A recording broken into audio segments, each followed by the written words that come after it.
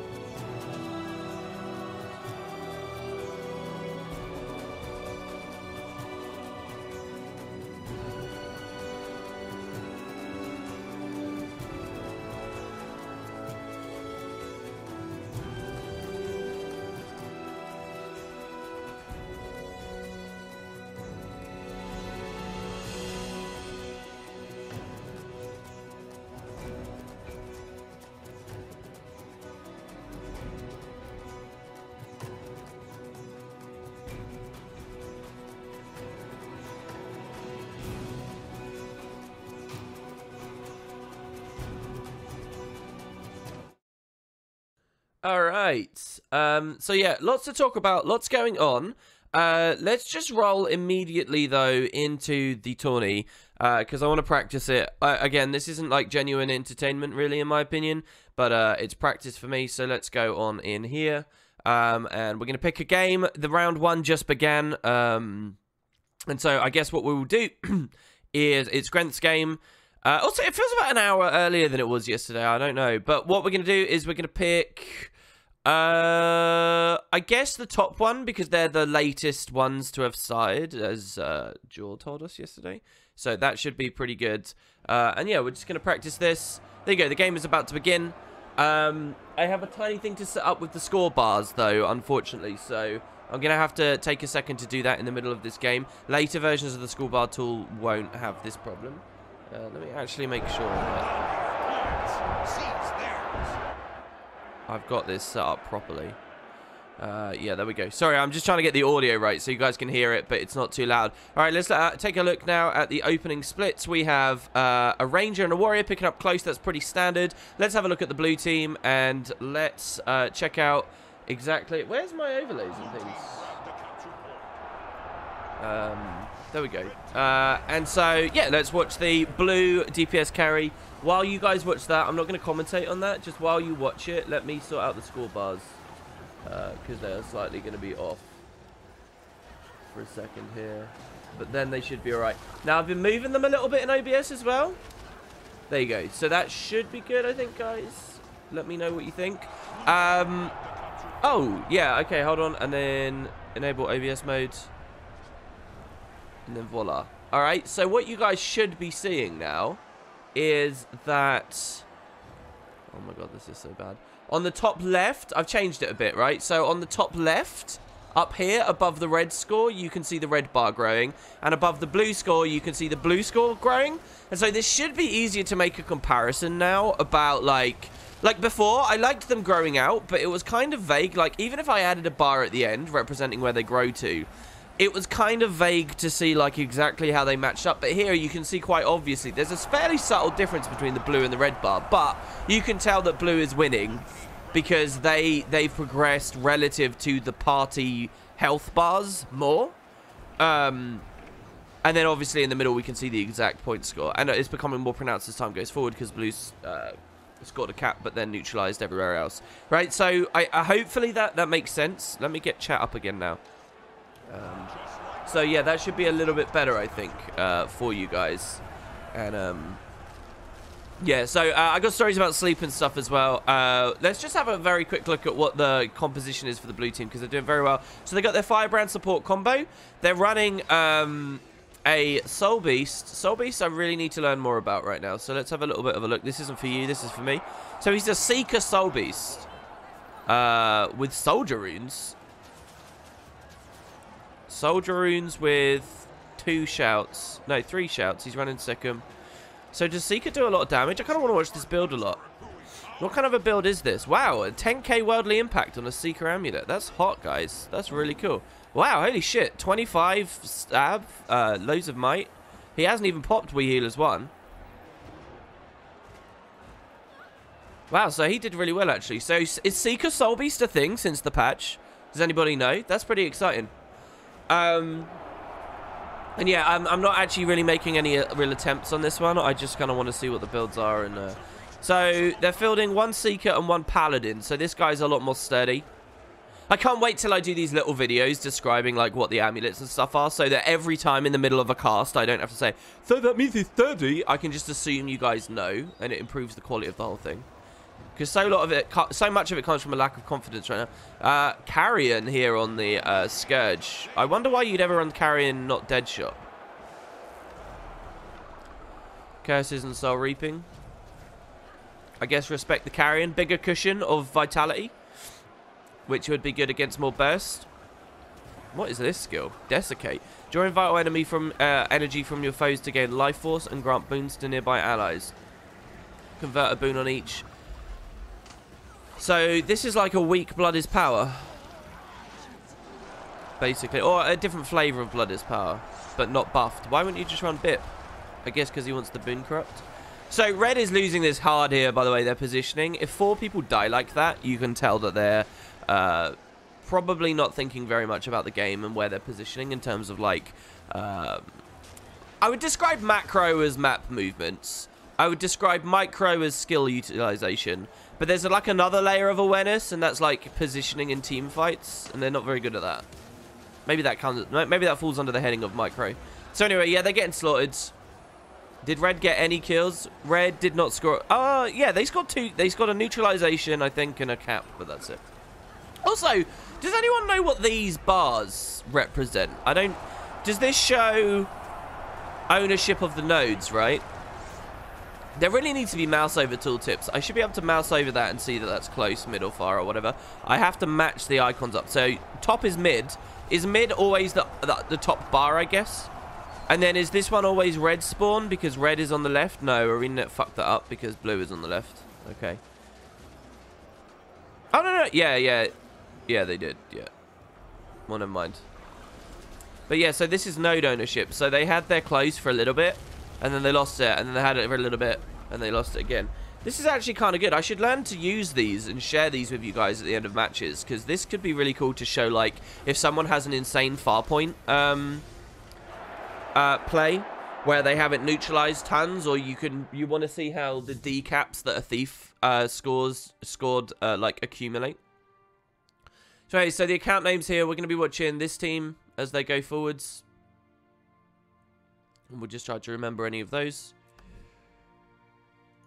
And they won't be into another match for a little while. So, yeah, at this point, because this is just a practice stream, yeah, I'll talk about some other stuff. Yeah, the stream's late. The stream is late because it's going to feel really weird as well. I did a bonus stream yesterday where I practiced a cast and I showed off the bars, okay?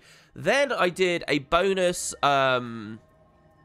other stream about 6 hours later. I was getting ready for bed. It was about 6 in the morning. And I did another stream with Jebro. I went on his channel and I tried doing a dual cast. Quite a few people have been asking me to like do collaborative casts and stuff lately. And I'm still not very confident in myself at how I accomplish those. So I thought I'd just practice. In my opinion, I mean, I like Jebro and I enjoyed going to the stream. But in terms of actual quality, I think it was terrible. It was really, really bad.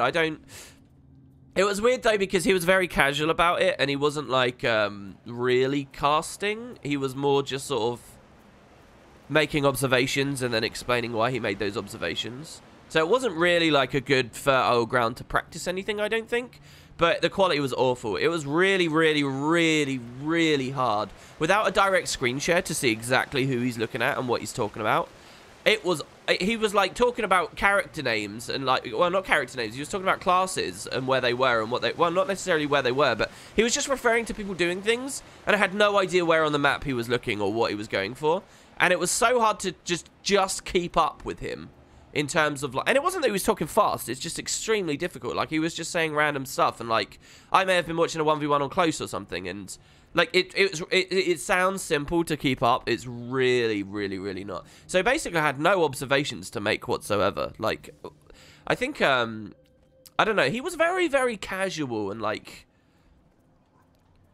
he seemed to think there was no hard and fast rules about how things can be done, but I think there can be rules about how, I think for to be genuinely good and entertaining and informative in a duo cast, I think you really need well-defined boundaries as to who's explaining what. Because I don't know, man. There was one good moment where like he was just commentating some of the stuff that was going on in the mid-fight, and I pointed out, oh yeah, look, there's a back cap in progress, by the way.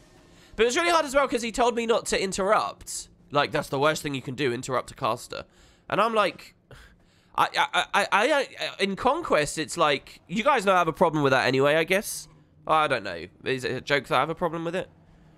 When I get passionate about things, I talk about them very, very, you know, if you're going to, if people watch my conversation with Jebba on a previous stream, you know, if you're going to have a debate or whatever with me, you got to proper get in the mud and wrestle with me. If you're too delicate and polite about the conversation, you're not going to get a look in edgewise. And that's fine. I don't find it rude. Like, you got to... There's a bit of bravado and entertainment and that kind of thing. Anyway, like, I don't see, if you have a rule where you can't interrupt, I was so scared to say anything at any point because I thought I'd just be interpreted as rude. It was like, it's hard. I don't know. You need like a rapport. You really need a rapport. I think if you're going to do that with anyone, you have to be very, like, experienced with it together and really know how one another feels about things. So the next round is still not up yet, I don't think. So anyway, yeah, I did that. That was at 6:30 in the morning I did that. And when I came out of it, I was actually feeling quite invigorated. I was going to go to bed, but I didn't in the end. And I ended up just making some more videos. I made another game of the day. I played some PvP. I made another episode of the LP, which is currently up on the Patreon drive. And will be up on YouTube after this stream. I played a little bit more Super Adventure Box. I did a lot of stuff. I also did, like, IRL stuff. Can I just say, my living room is looking awesome. Because I got a stand for the TV. Because my TV did not fit on the other stand. So, yeah. And, yeah, I just basically had a really busy day. It got to the point where it was about 2:30 in the afternoon. And I was going to be streaming in 2.5 hours. And, I just couldn't do it. So I changed the title of the stream and said, listen, I'm going to be sleeping. Originally, I was just going to give myself 1 extra hour. But when I got in bed, I got on my laptop for a second. And in bed, I got really hit with a wave. And I realized, holy crap, I'm exhausted. I've been awake for about 30 hours. I'm not going to be able to sleep for 3. So I just changed the title and said, listen, I'm asleep. I'll be back at some point. And then I just passed out. So that's what happened. I also made another video. I had a really annoying experience. I won't say any names or anything. I had an extremely annoying experience, though, guys, where basically I need something on these streams, for something meaningful to do on all these streams where I just WASD around. My streams would be so much better. Like, bounties are good for that. Maybe I should just do bounties while I chat with you, this kind of stuff. It would probably be a lot more entertaining for watch. Anyway, I'm not going to name names or, you know, any of that, but I was, you know how I said I've been playing Rev, right? I lost so much, so hard on Rev. You guys might not know, you have ratings still, even when you play unranked. It still queues you with, like, skilled people, and it's separate to your ranked one. And I played so badly for so long on Rev, I utterly bombed, okay? And I was playing with... I mean, a lot of streamers think it's bad when they're PvPing because people, like, make lots of obvious misplays, but minor misplays. Where I am in unranked, or where I was in unranked, is, I mean, unbelievable. And yet these people could beat me anyway, because A, I'm a bad Rev, B, or Renegade. A, I'm a bad Renegade, and B, Renegade is ultra underpowered. So I'm in the cesspits. What does that mean? Let me ask you, chat. If you're in the cesspits... in PvP, what else might happen in PvP? And as I said, I had a bad experience yesterday. What else might happen? It's about the health of the scene. When you're playing with absolute morons. I've heard this in chat a lot before. But it's actually true that something happens amongst the low-skill idiots. But, I mean, but something happens in very low-rated games that doesn't happen as much in high-rated games. What is it?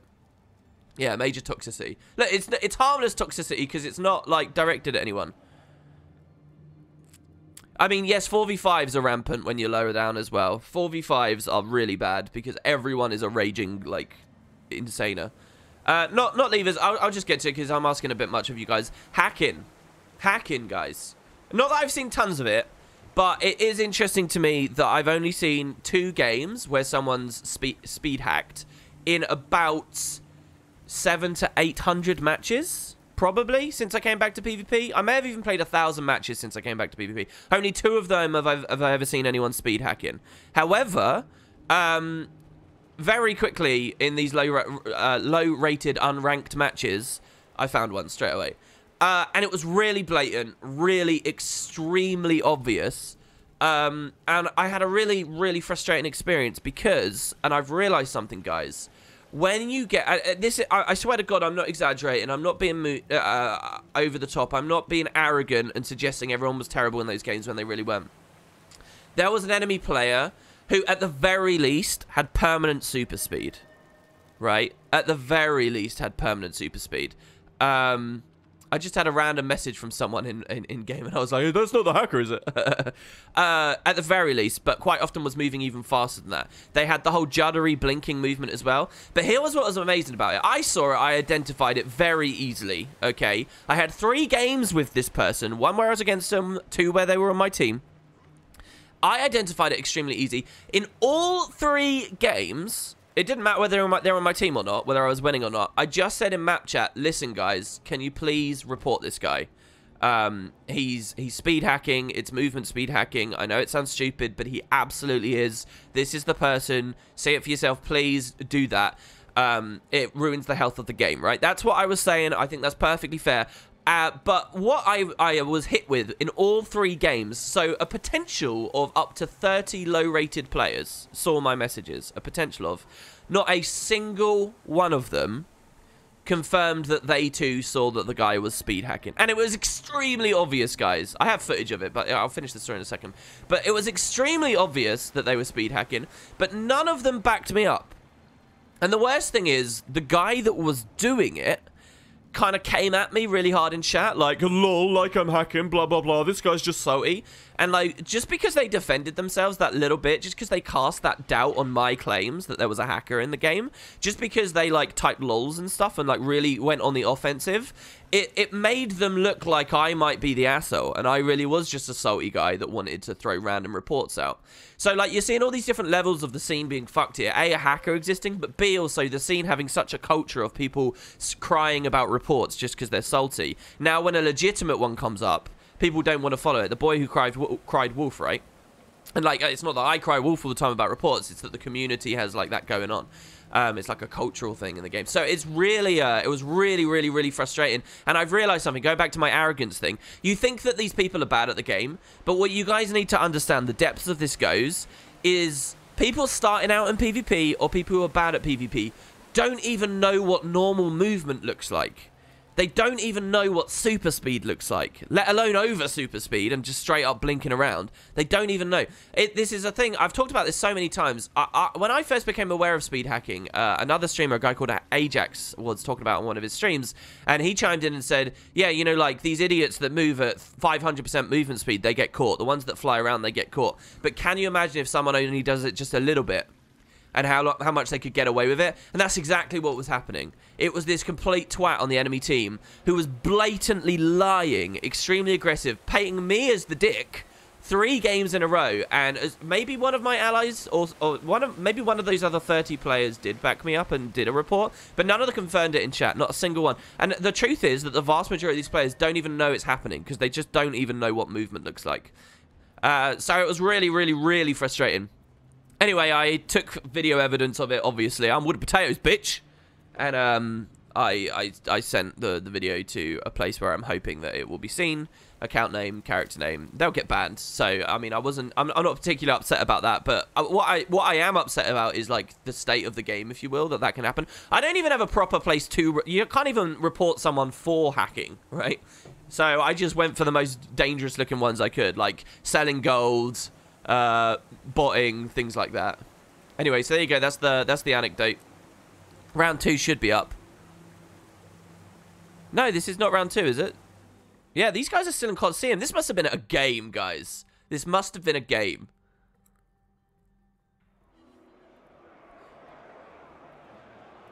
Yeah, it's got 6 minutes left. Maybe they were seeded or something. I don't know, actually.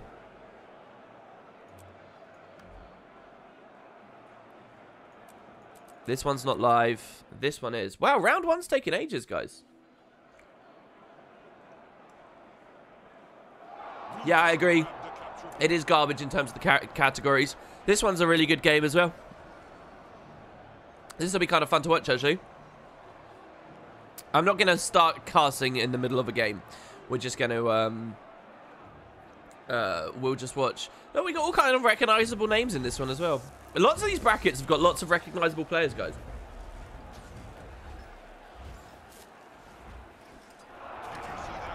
I think I'm starting to recognize the scene. So...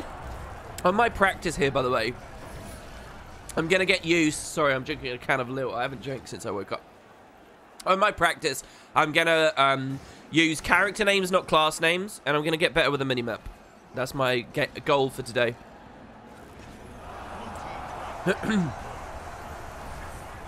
Yeah, Ben Lubar's right. It's something about that. It's like it's not necessarily like a lag switch or whatever, right? But the way he says the way hacking usually works in multiplayer games for stuff like speed hacking is to trick the server into thinking you're lagging and abuse how the developers are kind to players with bad connections.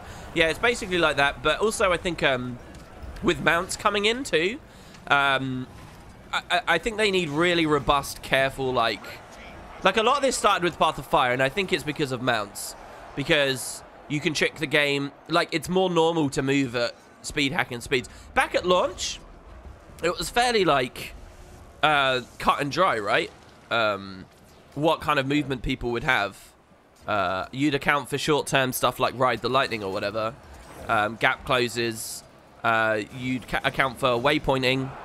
But aside from that, it was fairly cut and dry.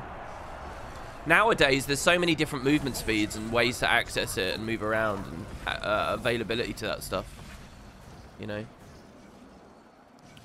I really should cast this game. This is a really good game.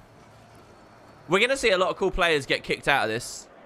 Blue is actually doing okay here, by the way, guys. They really are doing okay.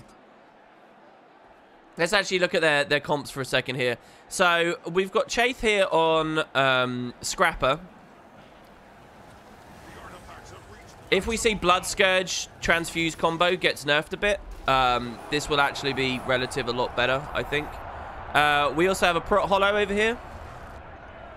We got a Firebrand support. They're very bunky. In truth, the blue team is very, very, very sturdy. Look, this is even Paladins, not even demo. It's Paladins on Merp. And then they have their Scourge. Wow. Really, really sustainy, but like heavy hitting, obviously, team over here. Meanwhile, on the Reds... we're looking at, is he Greatswords? No. Okay, so we're looking at, again, another Paladins. Interesting running Illusory Ambush. I think that's a little bit questionable here. I mean, it's good for a meme build, right? But anyway, so he's running that. That's fine. They got their Firebrand support with their Scourge combo. The Scourge did just go down. I'm not really looking at that right now. What type of, is this Condi Thief that Valen's running? No, he's, why is the Don not Condi Thief right now? Outrageous. Disgusting. He could have been playing mind games with someone on the opposing team, tricking them into thinking he was Condi, maybe? I don't know, actually. I'm not sure. Anyway, so yeah, he's running, he's actually running DP, guys. Look, it's not dead. DP. Oh, look, he might actually be able to get... wow! DP did something, guys. Reddit told me it was terrible. I don't understand. So, yeah, they're both fairly standard. I mean, this is 2018 Guild Wars 2, really, I think, for both teams. On balance, I think I like Reds a bit more, just because they have a bit more rotation. Also, as much as Scrapper is a thing, I don't know, maybe the Scrapper's alright. Maybe we're okay here. So let's actually look at the state of the board here. This is a crazy game. 4 minutes left on the clock. Blue's got some real catching up to do, and they did just lose double cap. I didn't see the play that caused that double cap to go through, by the way.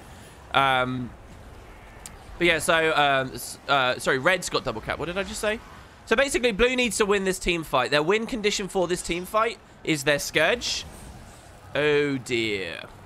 So I think that that's probably GG there, with the firebrand going down as well. They have a very short window here. Lovely decap that came through over here by the Thief. Like, this is literally it. This is what I'm talking about. Thief takes sword really quickly, decaps, punishes the hell out of him. Now they can't even sustain, right? They can't even come back here. This guy's forced over here. So how can they sustain a mid-fight when they've got so many jobs to do at once, right? That's basically, you just saw in a nutshell, I think, why Red will have won this. Look, they even managed to get on and hold the neutralization. So, really unfortunate for Blue. I would have liked to see them go further. I just think it's too conservative of a composition. I don't actually know what the plays were that were made. But that's really cool. Our game's probably up now by now, right? I've probably spent too long in this match. Have I?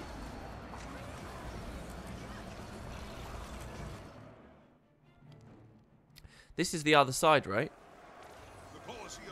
These guys were seeded, I think. Man, NA's pretty popping at the moment. This is a good AT, I think. This is a good AT. I recognize so many of these I don't know whether that just means the scene is shrinking and shrinking. Where are all the randoms? Or is it because I'm late? Is it because I'm late into the daily? Guys, listen, if you don't PvP, please start playing these tourneys. If a Spud group, if ever I'm practicing casting and a Spud group comes into one of these tourneys, I swear to God, guys, I will watch your games. You will be E-famous, okay? Trust me. And then one day, when I'm done practicing and I actually start advertising these streams and sharing with the world what I'm doing, you will be, you know, the champions. You'll be the new up-and-comers. It will be great, guys. Just imagine getting 500 gold in... Because I know that's what your incentive right now. All right? Imagine the 500 gold from winning this. Look at this. Ooh. Ooh, everybody. Yeah, I agree. DP is better post-patch. Anything in that playstyle is, I think. Benji says, you mentioned me on a few streams. I've been very busy with work, but I have managed to make a prototype version of the overlay lol. But I know someone else has made one. That looks sweet, man. Oh, Benji. Oh, I feel so bad. I thought you'd been watching. Yeah, this is this had started happening a while ago. I think I did a stream on Tuesday talking about that. Did you miss that one? Yeah, CVPCS really hammered it out and did extremely well, right? They look great, don't they? And again, like, you can quite easily tell here that Red is, like, substantially winning over Blue just because of where the bars are. I might make the bar a little bit thicker so it lines up just right on the party bar. But the other thing I want to do, by the way, is make the overlays so that it like, has a hard end here or something. I don't know. We should do it this way.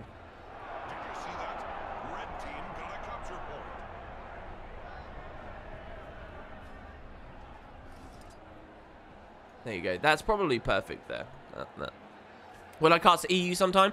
I don't really have any major ambitions to. The lag on people who use a lot of blinks, it might be better quality spectating. I'm already in this game. This is the only one still live right now. Jesus. Grenth's game, guys. Grenth's game. I bet all these teams are like, why the fuck am I not getting into the next round yet? It's because they've all been good games. Well, actually, they were all good games except the one we watched. So they've actually all lasted a while here.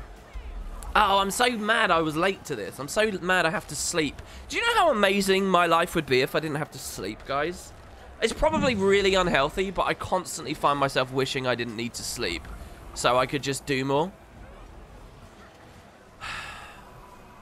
I'm so scared of, like, not making efficient use of my time and just, like, I don't know. Yeah. I'm not going to bum everyone out. Stupid sleep. I need to go learn to be biphasic or something.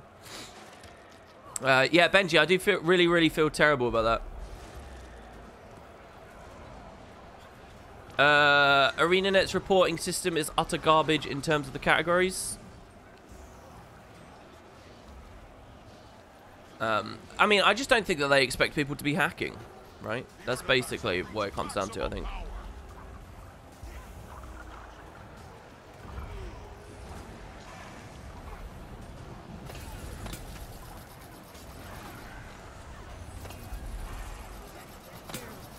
I think about that no sleeping thing like 12 times a day. You got like 5 to 6 hours for the past 3 days today, and then you picked up like 10.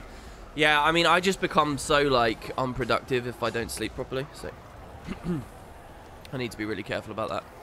Come on, where's the next round? Is it just not going to open until this one's over as well? I don't think it's going to open until this one's over. I really don't. I think that's going to be it.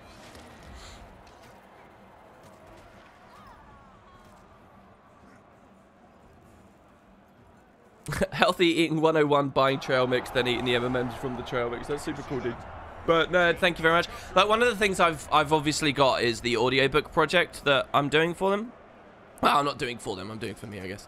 But the audiobooks, now that I've got, like, permission, I really want to get some work on it, but I haven't really made too much progress the past 2 weeks. Because it's a big deal to do 3 professional audiobooks. But, and I guess that intimidates me away a bit. So I've just been doing this, which is more of a hobby thing. But yeah, it's not a problem. It was a fun challenge. So how far did you get, Benji? How far did you actually get? Red making the plays here, by the way. I should be casting this, shouldn't I? I should actually be trying.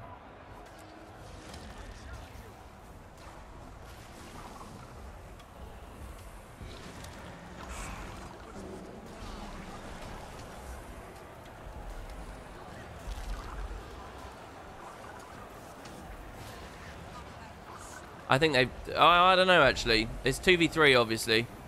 Good job for a Candace to come up to the boxes. Proper pull them along. It's annoying for them because their Firebrand can't support very well if they have to come around the other side of the boxes. This is actually such a nice little move, if you guys haven't noticed, right? Like, if they dip around the boxes, the Scourge kind of has to... I mean, he gets the LOS thing, right? So you can stand back a bit. But he kind of has to come around, and then... Because they can't cap the nodes.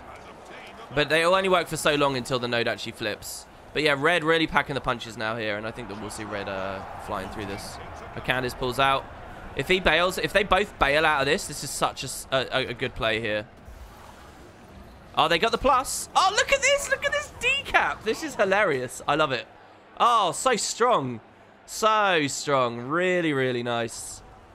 Candace still bailing out. Oh, look at how hard they fought for that cap. Look at how hard they fought for that. And Aislinn just... completely destroys them with it. They even get the portal bailout, guys. Wow. Ran circles around. Totally ran circles around them there. Hello, official Devies. Did they tell you you're not allowed to earn revenue? Yeah, so basically, I am under various things that I can't do. I can't paywall it, right? So, I can earn revenue. I haven't fully confirmed this. Maybe I should get in contact again, but I'm pretty sure I can earn revenue. I can put adverts on the content, but I can't paywall the content. So I can't basically say you have to give me a subscription to do this. I can't sell it on iTunes. I can't sell it on Amazon, right? I can't do that, but I can put adverts on it. That's not a problem. I also, one of the other stipulations is that at any moment, they might just pull it off the internet if they choose to. So when this content starts going up, guys, if you want it forever, you need to download it for yourself and keep it safe for yourself. Because, I mean, I can't imagine a world where they'd ever ask me to do that. Well, I can. I guess if they do an official one, they might decide... Like, if they do another big push for loads of audiobooks in the future, for loads of books in the future, one of them gets really famous, it brings a lot of eyes back to those. They might ask me to pull mine or whatever, but we're talking, you know, mid-2020s probably by the time anything develops to that point. Really well played by Red, and finally, round 1 of Grenth's game is over. Why is that only one bracket constantly, though? So this one's about to start here now. I don't understand what is going on with the UI on this one at all. Hey, you never know. It could be like, what's an example of a franchise that, like, was a bit lukewarm and nobody was really into, but then later it got really big and then so everybody started doing stuff? You got it reading the numbers correctly for both teams, and you got it drawing a solid bar. I wanted to make it progress bar swappable, though, so you can change the graphics Oh, that's a nice little touch as well. I'm not sure how CV is aiming to keep going with this. So, by the way, these bars need to exist under the overlay, really, I think. Look, we can mess with the UI here for a second. I think that looks better there, right? And then what I can do, I can actually screenshot. I'm going to screenshot this here now. Sorry, you're going to hear the sound of my ShareX going off. But what I'm going to do is screen that and build a better overlay for it. So I'll just save that there. Okay, good. All right. Grant's game. We're just waiting for all runs to start now, I guess. So, yeah, some other stuff, I guess. Well, I kind of want to talk about at the end of the tourney, but I have been playing a Paladin Reaper and doing really well. That's what Game of the Day is going to be on today, actually. Check the match history and see the team seeding into semi-finals if you're not watching specific people. Oh, hello. Match history. Oh, we're already on semis, I guess. So there's one live match. It's these two teams in semi, and Dragons Despair is in the finals. So I guess it's just that I'm so late. It wasn't actually that good of a tourney. It's that I was really late, so everyone had already been filtered out, I suppose. I keep getting tricked into thinking Colosseum is always game one, but it's not, right? So yeah, we're actually looking at...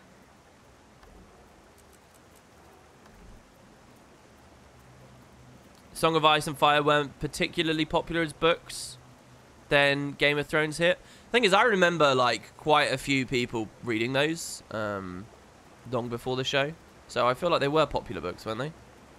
I also remember as the show was coming out, people were pumped for it. All right, so this is the semis, okay, and the other. So winner of this goes to the finals to face a seeded team. So over on the blue side, let's actually try on this one here. So over on the blue side, we have the team we just saw win. We've got John on a demo mez. We have a team fight from a Candice plus Guy on Firebrand Scourge combo. Their team fight is shored up with a Prot Hollow, who will also... This guy's playing sides and John. So Licorice is on oh, no. Yeah, he's Demolisher, right, with Prot Hollow. Yeah, Purity of Anti-Corrosion Plating, Purity of Purpose. And then finally they have Aislinn. Really nice composition. I like this one a lot. Very well balanced. Aislinn on... which variety of Thief is this? DP or SD? Wait. Yeah, DP. There you go. So he's running DP as well. Meanwhile, over on the red team... We have Vale on Paladin Mesmer, running Portal, holding the nodes. This should be good. Their team fight does exist, the Firebrand Scourge combo. We've got Valen on DP Thief. And we have another Mesmer. This one's Marauder. This is a Chrono, so this could actually be pretty node holy as well. So the main difference between these two comps, guys, is the Prot Hollow versus this Chronomancer. So Licorice versus Zor really is the main compositional difference here. Let's have a little bit of a look at the splits. We're going to watch the blue team's Scourge go in. And we'll see how this rolls with the mid fight. So we've got Prot Hollow picking up blue spawn. We've got which Mesmer exactly? Sorry. No, I don't know which Mesmer it is. One of them. One of the red Mesmers picking up there close. We have the team fight. A Candice comes up onto the pole so that you can't be jumped. Pretty nice. They immediately get feared off. Don't get resist or the dodge there. That's obvious that's going to happen. They're now pretty vulnerable. These two are sticking together. They're giving that early cap score to the red team. But hopefully they won't be punished too bad for that. This is Legacy. They need to get on that. Okay, so the mid node flip for red. That's a big move for red really now. Because what you're going to notice here is that that's going to be really difficult to debunk. However, they are outnumbered, so they're playing it fairly defensively. No, this just became a 3v3. So Ghastly Breach goes down. Brilliant consume conditions. Gets interrupted by the Gravity Well. That Gravity Well just won the team fight there for red very decisively as well. So we've got the blue team goes down. Licorice is forced back to his node. He's going to be in a 1v1 with Zor here. Sorry, he's going to get plussed, obviously, because his team's just been knocked out. So he's not going to be able to win this. What he needs to not do is die. He's going back to his spawn so that his team doesn't get too staggered. And then from their spawn, what we'll notice... Did I just mess that up? I did. I just totally messed that up. What we'll notice from their spawn here is they all start snowballing out together. And we have to see how the blue team... My camera work is terrible. Really shoddy here. how they tried to push back onto the map, which they're going to have to put some real effort on. I'm going to keep watching this. Over here, you'll notice actually that we saw that Jaunt had been doing good far point harass, but has been plussed by the DP Thief, and he goes down. Very quick damage coming out on the enemy Scourge here, who is not being supported well at all by his own team. I guess it's because he doesn't actually have a support there. So the red support was split from the red Firebrand there. Not very good. Blue team gets a lot of value out of that play. Candace can just keep pushing up now. You'll notice that Valen is actually going back towards the node here.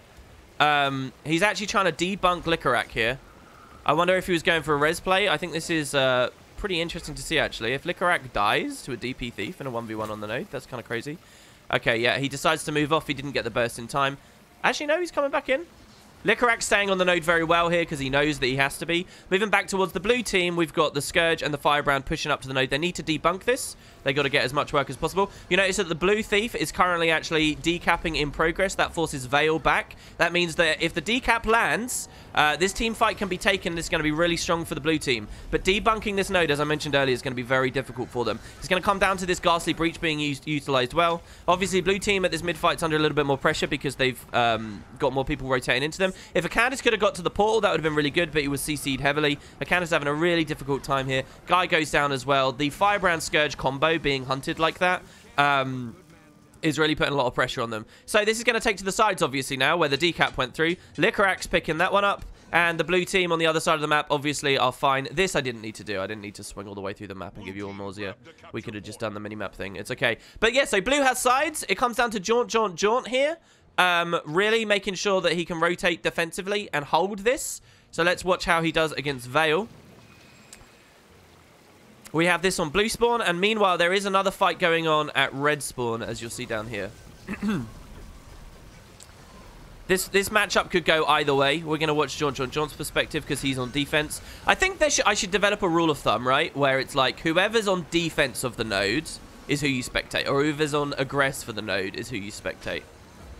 Who's more interesting to watch? I don't know. Maybe you guys can tell me in chat here and we'll have a little bit of a look here. So this is actually pretty good. I don't actually think we need to watch this too much because that's just going to stall for a while, I think. Moving back to the mid engagement. Blue does not need this mid fight. They do not need this mid fight. Aislin's being pressured pretty hard. Jaunt lost against Veil, actually. What? Oh, I guess he's ported out. He's porting his team in. Okay, so what we're actually watching is blue is going to port heavily over to this side. They're going to move their Firebrand Scourge combo in, forcing Veil off. That cost them a neutralization to do that. And now what we've seen is blue is massively rotated heavily onto this side of the map. So if blue loses over here, which it looks like they will because they're outnumbered, they could be in a lot of danger. What did I just do with the camera? I'm really confused. No, they're not in a lot of danger. It's over here. This is where we want to be. So Veil moves all the way along to Licorice. This could be a cool 1v1 to watch as well, actually. You notice I'm very blue heavy this time. Do you think that that's good, guys? I think we've got ahead in the game here in terms of casting. I think we can understand very clearly why the game is the way it is. This is currently really good because this neutralization has now landed on the mid node. And they're getting free cap on fire as well. Red needs to properly regroup. Once red is very formally the underdogs, we'll probably start being quite red heavy.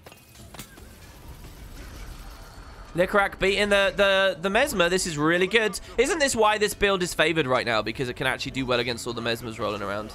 Am I wrong in that? I'm pretty sure I'm right. Doesn't quite manage to stop the decap so that... Oh, wait, does he? No, he doesn't. So this actually got decapped. That's pretty good, honestly, for the red team. But the plus comes in from Aislinn, who scores the kill, and now Aislinn rotates up. I don't know why he's autoing that. I would have rotted that and just got straight. I mean, it doesn't really matter because he doesn't have any plays he can make at mid. Meanwhile, I think Aislinn's going to be moving over here to see what they can do. The fight has been won here, and Jaunt goes down from the DP+. DP is now rotating off, looking to defend their reverse 2-cap, if you wish, actually. Because they're holding a 2-cap on the blue spawn, or they're going for it.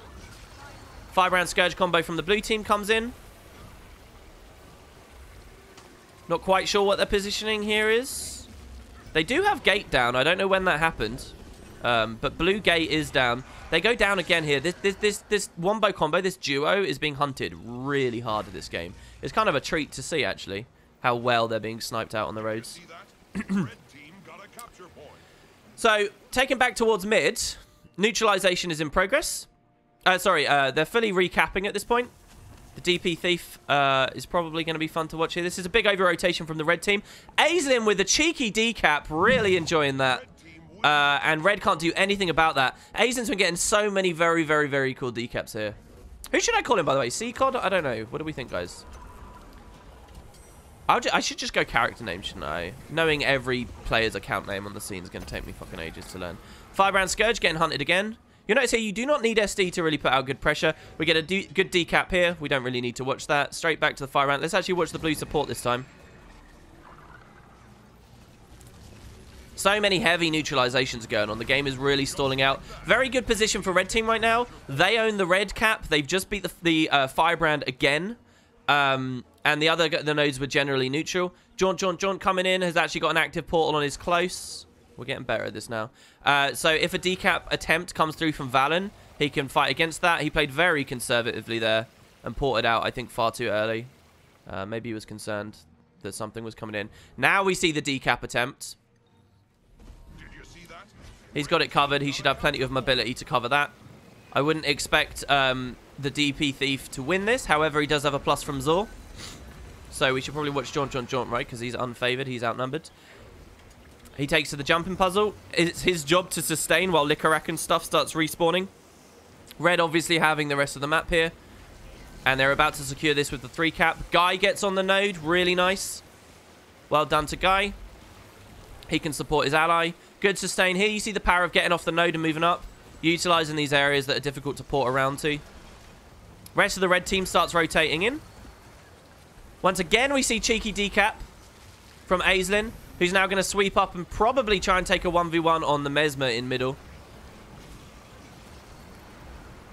Guy is just getting hammered here. He should probably jump onto this, yeah, and take the tree. Sustain as much as he can. He actually hasn't been chased by too many. Only the DP Thief is still on him right now, and obviously he's not going to get that. He needs to get back towards his allies now. Unfortunately, though, in all the time that he was moving away there, you'll actually notice a Candice did go down on the nodes. He's over here. So red wins that. Neutralization doesn't land in middle. We've got Sneaky Decap coming over here as well from the Red Thief. That's really going to put Red heavily in the lead because that's not going to get countered. And of course it's going to work that way because the blue team is just being killed constantly, right? Jaunt gets a really cheeky portal out over here. And now he moves back in after he's resustained. Let's watch how he plays. Here he's moving to the node that we just saw Valen decapped. But Valen's in position. Is he running Impact Strike? Is that what I just saw? Is he running Impact Strike? Let's have a look here. He is. I didn't even notice. He doesn't get the kill with it, but there you have it. I wonder if he's serious about this. I wonder whether Impact Strike has a lot of value at the moment. So now, even worse for the blue team. Not only are they losing on caps heavily, not only are they losing on points, but the red team is now actually capable of aggressing towards Lord. This is actually a defensive play in a lot of ways. Harassing the Firebrand Scourge right where they spawn is gross. It means they cannot get out and do anything. It's not necessarily about killing Lord. It's just about keeping these off of the map while these skirmishers deal with everything else. You'll notice that red is still sustaining their 2 cap here. Guy's job here is to keep his Lord alive. And now with 3 players, they're pushing this pretty heavily. He probably mercifuled into that way too quick, in my opinion. He can play a little bit looser here. This is pretty good. The red team's getting... Well, no, the red team is not getting Condi that well. I think we're seeing really good support come from Lightning here. These team fights are just not going well for the blue team, unfortunately. I wonder what the secret source is. Someone good at this game, tell me what is actually causing all the engagements to be won by red on this. If I could guess, it's that Prot Hollow doesn't accomplish as much as the Chrono.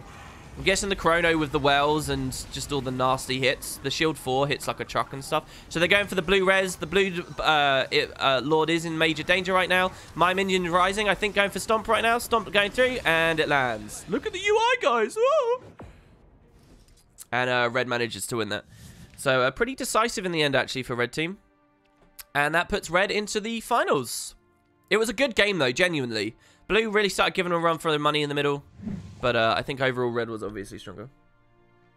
Yeah, I think that the Chrono, I guess, that would be my guess. That Chrono is just doing better than Prot Hollow for team fights. That's all. Thanks, Roy. Yeah, they're very cool, aren't they? I mean, I need to actually do... I'm not a good artist, right? So, never really done art. So, I need to figure out a better way to do the overlay. So, there you have it. I think we saw a lot of really interesting play from both DP thieves there, though. They both did a lot of work. I think that should really demonstrate to people how it's, you know, it sort of doesn't matter if your auto attack is nerfed a little bit when so much of your value is rotation capacity. Look at how long this tourney's been going in. And so the finals procs now. This is the longest daily I've ever seen. Maybe there are longer dailies than this quite often.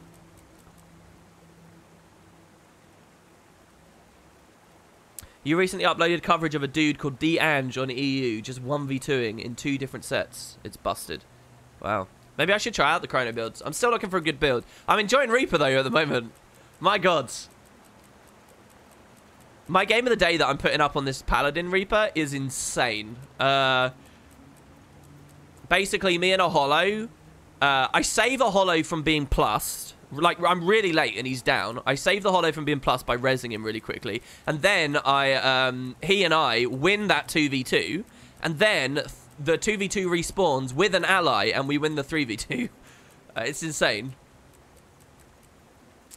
So yeah, this could be a quite an exciting final, guys. Genuinely, I mean, this is only practice and I'm not actually trying to be that entertaining, but who do you guys think is going to win this? This is going to be a good game. Jesus Christ, the seeded guys for the finals have been sitting around for ages.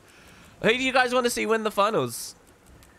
This epic... I mean, it would be cool if there was some kind of system that meant the longer the tourney was in progress, the more money was to it, but it would be just, like, manipulated. Will I play a Reaper match? Probably, yeah, since the stream's only just started, really. You want I'll run to win, but you won't. Alright, so, red team is who we saw before. Just a quick recap.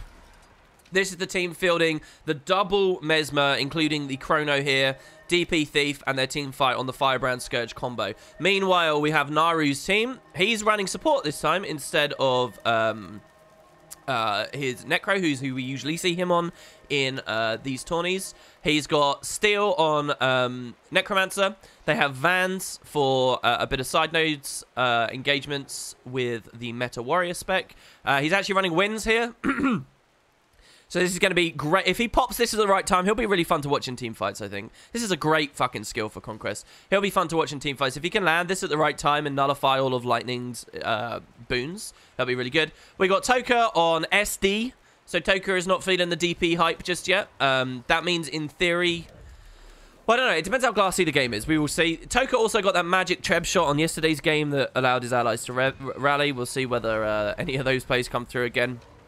And we've got Helia here on the Paladin Mesmer. So, again, the main difference here is we're looking at a Warrior with Winds versus a Chronomancer with Gravity Well.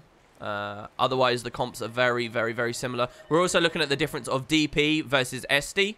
Helia's actually just re-rolled extremely late to the end of the game. Proper late there. Who do we want to watch on the opening? Let's watch Vans on the opening, just because I want to see wins in the team fight. Let's watch opening splits. Helia swapped to the same, I think. Same builds. Maybe he did it too late and he was forced to come back on the same build. I don't know. Anyway, so let's watch. So we have Mesmer's picking up the close points. That's fairly obvious. Let's see if the Thieves do anything sneaky. If they do, we'll be looking at them straight away. Toka's playing very aggressive. Blue Thief, that is. They're moving around the side. That's fine. All right, mid-fight's gonna blow up here. Vans gets on the node. That's pretty good. Because he knows the main aggression is going to be on his Scourge Firebrand. A little bit of support coming in for him on Nari. He's immediately on the opposing Scourge. We actually did see Toka went for the harass, but was countered by Valen, who basically plussed. However, the red team committing to that with Valen there means that the red team lost the mid-fight extremely easily. And now they're stuck. They don't necessarily have anything great to do. Funnily, they lost that team fight, but the support is still up. Lightning is actually still alive. You would have expected, as long as he's alive, other people not to take that much aggro.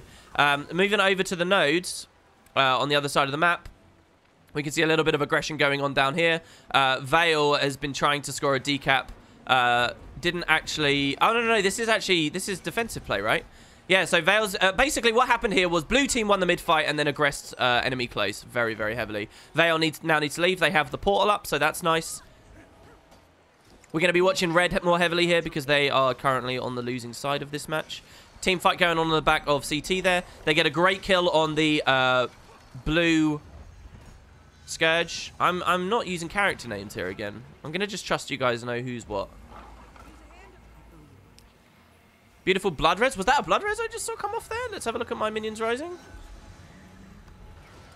Yeah, it's blood. They're running blood. That's transfusion. So, red does actually have reasonable support as long as the Scourge doesn't go down first. So, right, red's invested very heavily into that. They did win it. They've ported it as well. That allows them to 5-man push out and look at these side engagements. So we'll see what's going on. Thieves are currently aggressing one another. Toka gets the decap unless Valen can take this fight, but he's obviously in a really difficult position already. Wasted impact strike. He had his back against the wall there because low initiative and low health on the start of the engagement. All he had to do was hold it long enough for Zor to get on there, though. And the team fight goes forwards. Plus comes in over here. Didn't really manifest, so he had to bail again. Vale is just caught outnumbered in a 1v2. Let's see how long Vale can hold this. Mid-fight goes well for the red team. They're fine. Nothing's going to happen on far. Unfortunately, oh, actually, wow, Jesus Christ. Did Valen score a kill 1v2, a downstate 1v2 over there? So Vale goes down. On the other side of the map, what is this kill here? Wait. No, I messed this up. I don't even understand what I'm looking at. All right, we did shit here today. I'm not good today. This one's not good. Oh, it's such a long road, guys. Such a long road. All right, so anyway. Just like that, blue team takes a capture point. We have Zor basically fighting SD here, right? And we should expect Zor to win this. You have no idea who any of these players are? Yeah, the idea is you use your own brain to remember who they are. Like, that's why I feel like it's weird. That's what's sort of throwing me off. Because I feel like it's not good enough. I feel like I have to say class and stuff. Or bite the bullet and go for a mix. Anyway, so let's see how this Chrono does in this team fight here. Is he running Signet of Inspiration? No, that's Midnight. Of course it is. Red losing another team fight here. Unfortunately, with Red losing so many of these team fights, I'm not sure how they can come back out of this. Let's watch the... well, how else? No, we'll keep watching the underdogs here. Vale once again being aggressive 1v2 after his team loses the mid engagement. He doesn't have his portal established just yet. He's also eating a lot of damage. He did not use his ambush. I'm not sure about this, to be honest with you guys. I'm surprised he's alive still. But down he goes. This is kind of blue sweeping here, I think, in a big way. Neutralization came through in mid, by the way. I'm pretty sure the Thief accomplished that. Thief, by the way, is just constantly being aggressed here by enemy Mesmer. Beautiful dupes here, but Helia is still going to hold it. If he does that once more, he will get neutralization. This is like a game-winning play if he can do this. He needs this for his team to resustain into this. But again, on the other side of the map, they lost. Game-winning play, I say. He's been plussed on the road. He's majorly out-aggressed here. That stuff's not going to do it. So red is, like, really hurting right now. Back to red spawn. They have to win this team fight and push out from this team fight to get any kind of progress back on the map. We see a very strong double cap on the blue team here. Blue starts rotating in. You can see Toka and Seal coming as they're on their way. Here comes the winds from Vans, which means that none of these boons for Lightning are going to mean anything as long as they try and stay on the cap.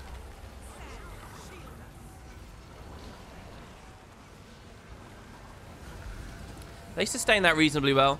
This is a big, big, big fight, but obviously the red team is not going to have as easy of a try here. Okay, so blue ports out. Red actually wins that. Blue ports out. They got to invest someone to recap that. They didn't invest someone to recap it. Oh, red team, what is this? Red just leaves, letting Vans get full cap. I guess they have a portal established, so they're going to go back. There's Vale now.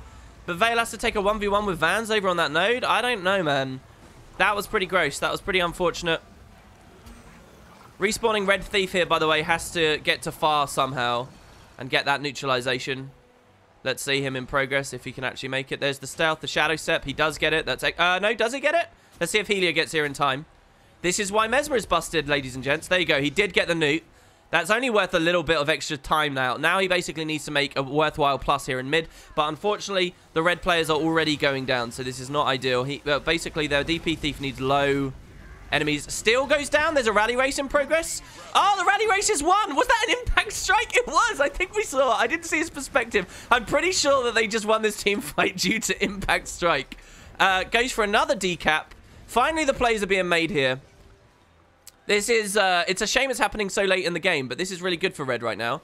Meanwhile, the 1v1 that we saw established earlier has finally ended with the blue winning. So, I mean, it's just so painful. I don't think mid is actually fully capped either right now. Zord being the one to take the pressure, as we can see here. Nari on Firebrand support is going to go down very heavily here. Vans rotates out of the close point, allowing this Mesmer to take it for free. So that's good. Back over to mids. They have this. Back over here. This is still neutral. So good for the red team right now. Red is able to sort of slowly re-grip themselves into this. But with Zor going down here, we're going to see a big crunch on the blue team hitting this CT. So let's see how Red can sustain this. This Blood Scourge has to make some major plays to win this team fight. And currently he's unsupported on the sides. He does the little jumping puzzle. Love it. 10 out of 10 plays. Beautiful. Now, if this was any other player, the Blood Scourge could now pluck this. But oh, could he? Maybe he'd get no valid path. I don't know. Anyway, I love this kite spot here. Really, really sexy kite spot. It's not enough, though. The Pain Train, he doesn't get any pills from his allies. His support is down. Meanwhile, on the roads, their DP Thief was forced to do other things as well to resustain. And, again, a major, major setback for the red team here. Vale gets on to continue contesting CT for a while, but can't do it for long enough. So we've got Vale and Zor. 2 Mesmers. What have they got? They have to port back through to sustain. Look at Toka's speed across the map there. That was beautiful. Jesus Christ. It was like he had his own portal. That's amazing. Obviously, Toka can't 1v3 though, so he pushes out.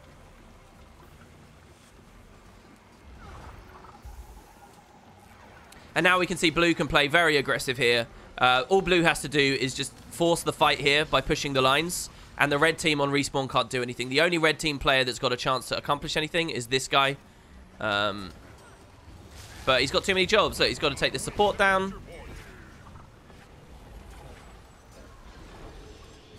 Let's watch their Scourge, who's all the way at the back. Slowly moving in. They've got their Mesmer backnoding very well. Prevented a decap from Toka. That's very good. Toka's probably looking to score some kills here, though. So let's have a look over here. There, he does get it. He takes a stomp. We might see a Shadow Step stomp. Nope. Okay. So with that skirmisher down, that doesn't necessarily mean too much for the team fight, but looking at health bars, you can see that the red team's really stinging, and obviously the game is over. Alright, I lost the thread a little bit there, like, at the start. I definitely lost the thread and didn't do very well, but I think I'm starting to learn that if you watch the team that's losing, it's, like, really readable. Maybe, I don't know, is that just me, though? As I'm practicing at this and I'm getting better at reading it, does it actually mean the audience is as well, though? I don't know. But it feels like if you watch the team that's struggling, it's much more clear, like, who needs to make what plays and why, and, like, we get to see if they happen or not. Like, you can actually read it, but you have to, like, follow the losing team, I think, a little bit more. So you notice there that, I think through the past 3 games, that kind of dawned on me. Also, my big minimap, small minimap, has to have been better, that one, right? There wasn't any good, like, call-outs of micro moments. Like, I never caught the impact strike in progress, blah, blah, blah. But I was definitely shit in the middle. You guys don't need to remind me of that. That's absolutely true. But otherwise, it was alright, right? I think it was, anyway. Did I have a donation? Oh, I did have a donation. Thanks very much. Shuby. Hey, WP, you're doing a great job casting. It's helping me understand micro and macro way better. Thanks. Really? I mean, macro would just be anything that's going on broad style with the map, right? While micro would be individual plays in a specific... Like, a micro call would have been seeing the impact strike rally race being one. That was kind of the dream there. But macro would be, from the same character's perspective, seeing them score a decap and go back in or whatever. Thank you very much, Shubies. That's honestly really, really nice. Thank you. The expansion is free to play. I think you can be unnecessary... Wait, what did I say? The expansion? The game is free to play. You can be unnecessarily pessimistic about the state of the game. But I think generally speaking, there's a lot of opportunity for free to play people. I mean, obviously it would help if you guys knew what Impact Strike was before the game, but that's why we create these little things. So what are key skills, guys? I'm thinking Winds, I'm thinking Ghastly Breach, I'm thinking Impact Strike, I'm thinking... a lot of the elites, basically, would be really good to do mini skill spotlights that you just throw up in the middle of the event so that people know. You know? Impact Strike's a bit of a silly one because not many people run that. But yeah. Let's see what else was going on in chat.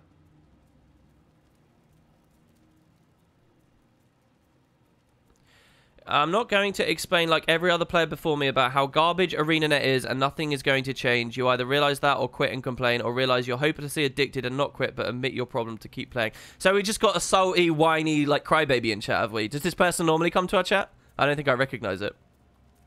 I don't play anymore. Why are you in my chat then? Shut the fuck up.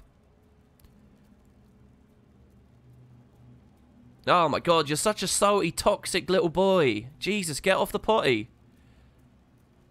Oh my god. I'm gonna... by the way, guys, I actually don't care about banning people in chat at all. So I will be a complete Nazi on you if that's what it comes to.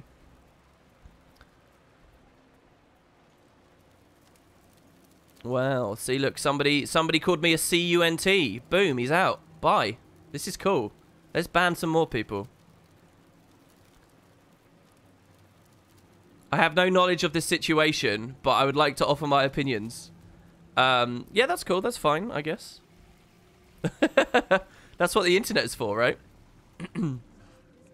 What if there is a Twitch add-on that lets the viewer hover over a skill bar and they see the actual tooltip? That's like helps on one level, but it doesn't mean that you'll be excited by the play in the moment of the play happening, right? That's sort of irrelevant.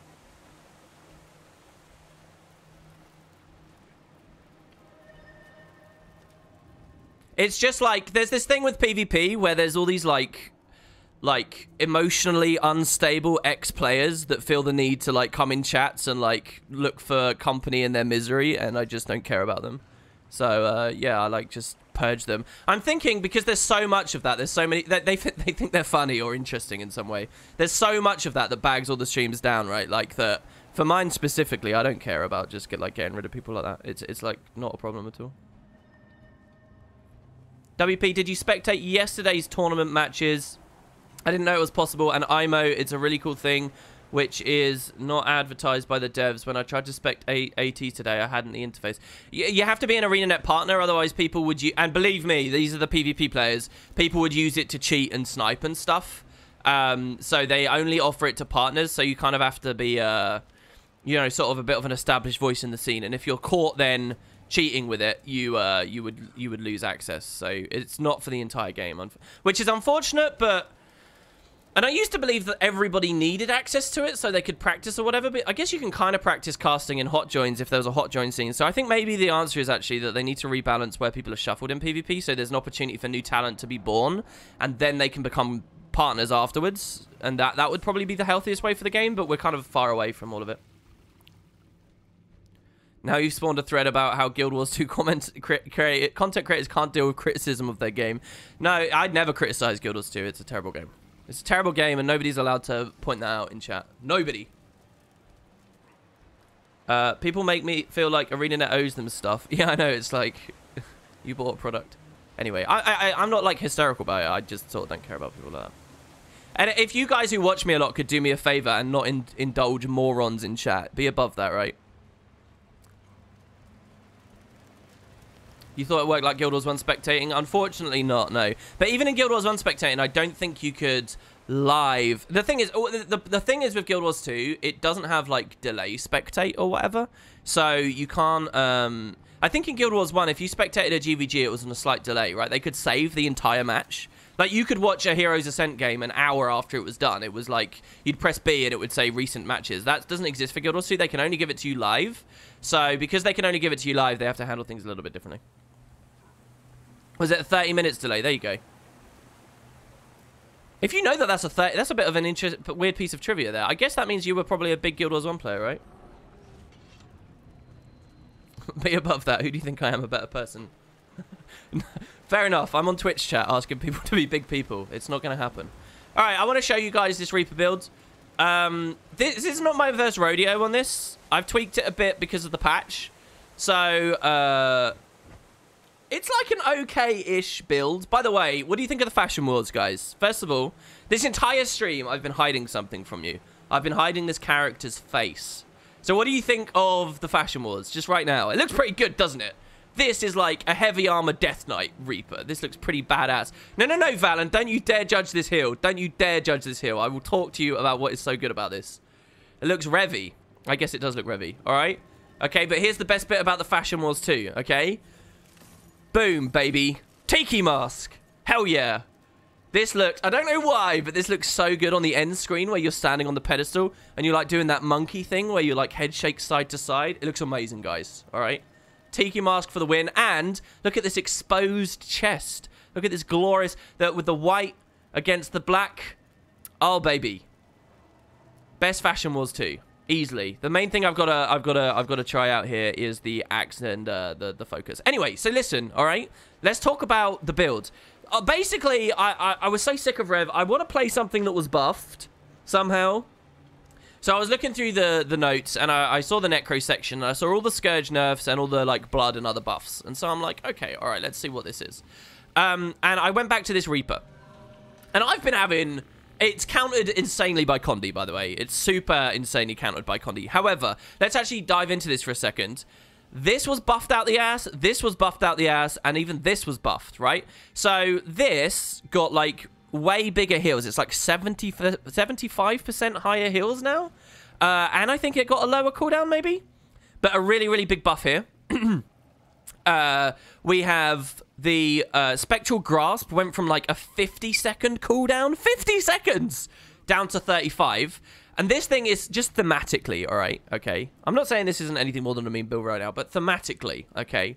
A Reaper with Spectral Grasp, that's the hot stuff. That is a hot tamale. That is exactly what you want to be running, okay? So you put them in, they run away, you put them in again. Oh, it's too good, guys. It's really good. Also applies chill, 4 3/4 seconds chill, okay? Which means we do extra damage to them, which means we get our Life Force and Blighter's Boon and all that good stuff. It's actually, you know, it's kind of cool. And you get Life Force just immediately from proccing it. And it's AoE, so you can just yank people off of... It's really cool, okay? The Well of Power, this didn't change at all, but we all know this is extremely strong.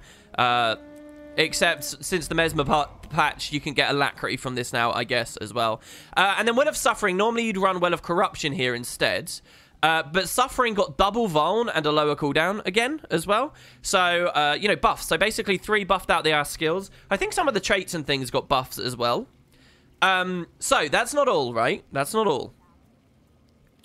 The other thing that I'm actually doing, and I've had reasonable success. Basically, I'm playing ultra sustainy with this, okay? The judgments are about to come in, okay? But you guys have got to bear with me here for a second. This game's going to go terribly, and it's going to be awful. I'm playing super sustainy, okay? I'm running Paladins, okay? Not demo. Paladins. And I'm running Herald runes. So we get shit tons of might. And we get a bit of boon duration on that might, okay, which is nice. You get boon duration on all the Condi flips you get. But also, you get... Because I'm running Spectral Grasp instead of Spectral Armor, we lose lots of Life Force generation, but we also lose Protection. And the Protection being lost is extra worse because you don't get Blighter's Boon anymore from it or whatever. So, I'm running Well of Blood with the Herald rune combo. So, we get AoE prot. It's not just solo prot anymore. It's AoE prot for our friends when we drop the Well of Blood. And we also get to get our Blighter's Boon value back out of that. On top of the prot that you get from the Well otherwise. So I really quite like this. I genuinely really quite like this. And you kind of get that double up. There are obviously other runes, but this is what I was playing with a little bit. And yeah, toughness runes. So toughness runes on a Paladin amulet. It's really sustainy, but it still hits like a truck. And, yeah, it's just generally a fun build. I've got a really cool game of the day, honestly, where, like, this build... So, the Well of Blood, right? You can double Well of Blood from range on people and shit, like, and just res so easily. It's, like, insane. This skill is insane. Okay, the thing is, we just get fucked by Condi, so there you have it. Let's hope that we don't run into too much on this game. So just it's got a really hard counter, but aside from that, like it's a brilliant team fighter. I think it was an 800,000 damage game. Now, granted, I was against a scrapper who was spamming gyros. 800,000 damage. We're talking over Scourge levels there. Scourge will regularly hit like 400 to 600. They can go, obviously, even as high as 1 million. But we got frigging a lot of damage on this. So yeah, we'll see how this goes. I will get on this node in a second. That guy's taking pressure. Let's drop our blinds. Ideally here... Oh my god, that's a lot of pressure, guys. The fact I got out of that shroud so quickly, that's a lot of pressure. We get the 1 kill. The 3 should fear any stab reses away. Put poison on the body. Where's my downstate ally? That's on close. Alright, so we win this. He's low. Killed him with a retail. That guy's not low at all. We're going to pull this guy in if he tries to bail out. He's been free cast on by Deadeye. Stab stomp. Honestly, it's such a sturdy build, and it does, like, gross-ass damage. So, anyway, we win mid. Was that over-rotation to mid? I guess, because they sent 2 to our close, right? There's an enemy minion monster. So, remember what I said about tanking really hard because of Renegades? It's true. The builds you see here are, like, crazy. So, actually, if you see me playing well here, come on, man, bring them back to the nodes. I don't want to get decapped. I don't actually know what they got against me here. We win this fight. 100% we win this fight. There's no way we lose this fight. So minion monster, and even if my guy goes down, which he's about to, we res him with blood in a second. Warrior can't do anything. Dodge that. Come on, I said dodge. Oh, I guess I got CC'd before it. Spectral Grasp. Get back here. If I hadn't wasted Gravedigger there, we would have been good. So now we can get Blind Stomp. Yeah, the fucking Frostball SFXing me saying, come on, man. It's really weird now because every time I say it, it's like I'm on the wrong stream or something. And it's me. It's me, you bastards. Honestly, this is like such a strong build at the moment. If you're not against Condi. I don't know how well it can fight against Scourge, but it can actually do alright-ish sometimes against them as well. Oh, he got the obstruct. That's lame. Oh, he blinked over there as well. Well, we can't out-rotate that. I'm basically going to be the mid bitch for now. So, oh, that was out of range. Okay, he's not going for me. MM comes on. I'm fine with this outnumber if he comes at me here. That guy's down on the portal, so we're going to cleave over that if anyone goes for the res. We've got to position ourselves just right. I'm going to cancel cast that. Oh, the traps! I'm not using Greatsword very well here, by the way. Is he self-resing? Ah, he did get up. The second I looked back over. We're not going to use that for stun break. There's no need. That well's just for pressure, basically. It was dumb. But yeah, if you guys want, like, the epitome of an easy build, if you just want to feel like... Basically, this build is a slow rotator, but the aggression it has matched with its defense is, like, unmatched by anything I've ever actually played in Guild Wars. It also has, like, more... Like, look at this! Look at the damage we're actually doing to these players, right? We'll pull him back down and kill him down here.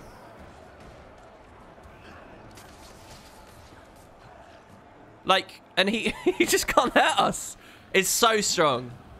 So, like, I kind of like this. Oh, nice Aegis there on the 5. We can't do too much there because I didn't have poison. Actually, I could have. I could have gone for more CCs, probably, actually. I could have used my Elite and the Warhorn 4. Nice double rup there. Pull him before he falls down. Never mind. We still have the double cap. The warrior should be able to regress that. This warrior might win this 1v1, but then get decapped anyway because the second life. I'm calling it here. Watch this 1v1 here, guys. Watch this. Warrior wins this. Oh, did neutralization go? Never mind. It won't happen then because it got neutered. If that stayed full cap, I bet the warrior would have killed him and then... Oh, no. He never would have left the body there anyway, would he? Unless he got him off node, which he wouldn't. Never mind. I'm going to do it. It's not true. I'm playing too conservatively. Let's just push up to this node. Oh, I need to get better with the greatsword range. Oh, I got so fucking outplayed. Oh, no. Come back down. Oh, no. He didn't even realize how hard he outplayed me. Oh, I'm so bad at this game. Oh. Guys, listen, you shouldn't be watching it. Go to another stream, all right, please. Go somewhere else. Did they fix the pathing on it? Sometimes it does still fuck up, so no, I don't think so. But it's more reliable than you'd think. I think it's got a much worse rep than it deserves. Well, like, we'll get this pull here. No, we won't. That one's out of range. We got the other one, though. It's fine. Look, I got the pull, guys. It wasn't fake. It wasn't spectral grass. Here we can kill him with the axe. So I'm actually running exposure on axe as well, by the way. Because Ghastly Claws gets double value out of vulnerability. So it does, like, fuck tons of damage, basically. You load the vuln on someone, and it's a great finisher. Yeah, see you later, Paladin. You don't want to be on this stream.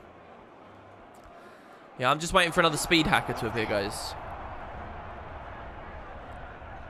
But yeah, I mean, it's a 1200 range pull, like, AoE as well. I got really mad, though, because even though it's AoE, it can be obstructed. So, like, I was playing against an enemy Reaper who used Rise. And I caught one of the fucking shambling horrors instead of the Necro himself, who was like AFK and had no idea what I was doing. Oh, it was frustrating. But yeah, I've had a lot of people asking for this build already. You always know that it's just something that's a bit too strong if that's what people are asking for. You wish Necros could be more useful in PvE? Necro's extremely useful in PvE. What are you talking about? There's one place where Necro's not amazing in PvE, but it's still pretty good, and that's raids. What are you talking about? Actually stop for a second and think about what you know about this game, because Necro is amazing in PvE. How does it fare against Scourge? Well, I don't know, Philly. I'm not going to pretend I've played tons of games. This is like all the games you've seen. So they've all been wins except 2 losses, which were fairly close. Wait, like when I was playing Renegade, it was the reverse of this, seriously. This is like all the games I played, really. Yeah, Power Reaper's amazing in open world. We're going to interrupt his mantra cost. Yeah, bitch! Get in here! Did I say you could leave? We cleave his stuff down as well. Where's the axe? The axe? No, no, no. Here we go again. Oh, he was evading. What? Come off it. See, look, I had to say come off it instead of come on, man. I think this guy's very new, so I feel a little bit bad. Only a little bit. But a little bit bad. You're not great at speed leveling, but as a Necro, you got from 1 to 80 in 12. I don't know whether we can value Necro as high because of speed leveling. See there, we got the swordsman instead of him. Like, that's frustrating when that happens. And I face tanked it. Out of range. That was a good... That blink was just right. This is good, though, because we can get... Oh, he evaded. Never mind. I'm not jumping down, obviously. We're going to pull this guy in. Oh, we missed it. I haven't even got any res plays. There's been no plays made just yet. None. No resurrects. I also win all my mirrors, by the way, at the moment. It's blockable, right? So we can't do that. I win all of my mirrors. I've not found a Reaper that can win. Like, the demo Reapers just get out-sustained and die. You also have, like, for more attritive fights, just more sustain in general because of the well, which gives you a lot more life steal over time. And is a better res, like, team fight ability, so top kills, top damage, and all I did was jerk off at mid all game. 13-0. Not too bad. We'll have a better game, because that was not really... I mean, what was that? That wasn't very much of a thing. Look, I like the scoreboards while we're just playing regular PvP as well. The bars are growing. That's pretty good. WP3 inbound. Come on, man. I don't know. Don't use that. Leave me alone. Demo's worse because you have to use your heal really preemptively. Yeah, it could be. I mean, conceptually, right, like, demo, I think, is better. Basically, pure concept-wise. Well, actually, no, it's just more aggressive, isn't it, right? I guess it just depends on matchup, but this is just, like, more all-round sustaining, so it wins more of the 1v1s, I think. And I just don't feel the ferocity is necessary. Like, that's a funny thing. None of the builds right now... Like, you kill druids 1v1. Or at least extremely low rating druids. We'll see later, but you know, even a lot of the ones that get off and kite, you can pull in with the spectral grasp and kill them anyway. So like, you know, they'll use the staff, right? You gap close a little bit with your shroud, and then you just pull them with the spectral grasp, and then you can get the kill anyway. But like, I've managed to beat druids. I've managed to beat quite a few warriors. I've not really played much just yet. I probably lied earlier when I said this is all my games. I've probably got like another half a page down here, but I've not really encountered like last time I was playing this, and I was on like I copy pasted exactly what I think Valen was running. I was really struggling against druids. Well, no. Most druids you could dumpster, but some, if they were a good druid, like I remember particularly fighting against Omar for ages on a Kylo game, and it was the most sustainy, long, obnoxious, annoying fucking thing, and he kept point blank shotting me off, so I was getting neutered in the fights, and it was just really frustrating. Now, though, I don't know. Not with these buffs here, man. Not with, like, freaking double vuln, higher access to the wells in general, higher access to the lifesteal that comes from the wells in general. And meanwhile, they get CRE less frequently. Meanwhile, they get less might. I mean, they still get might, so I still get to spinal shivers in them and stuff. They just don't get as much. So, from my perspective, I still get all the value out of fighting against their boons. From their perspective, they just get less strong boons. So, like, they've just been rained down. I don't know Spellbreaker because I haven't seen any good ones just yet.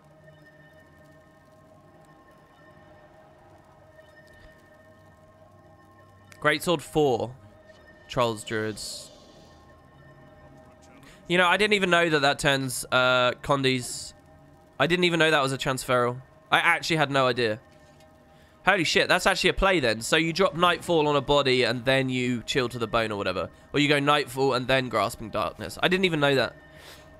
Damn, so, I mean, the way this interacts with downstate stuff is so good, guys. The double Bloodwell. Holy shit.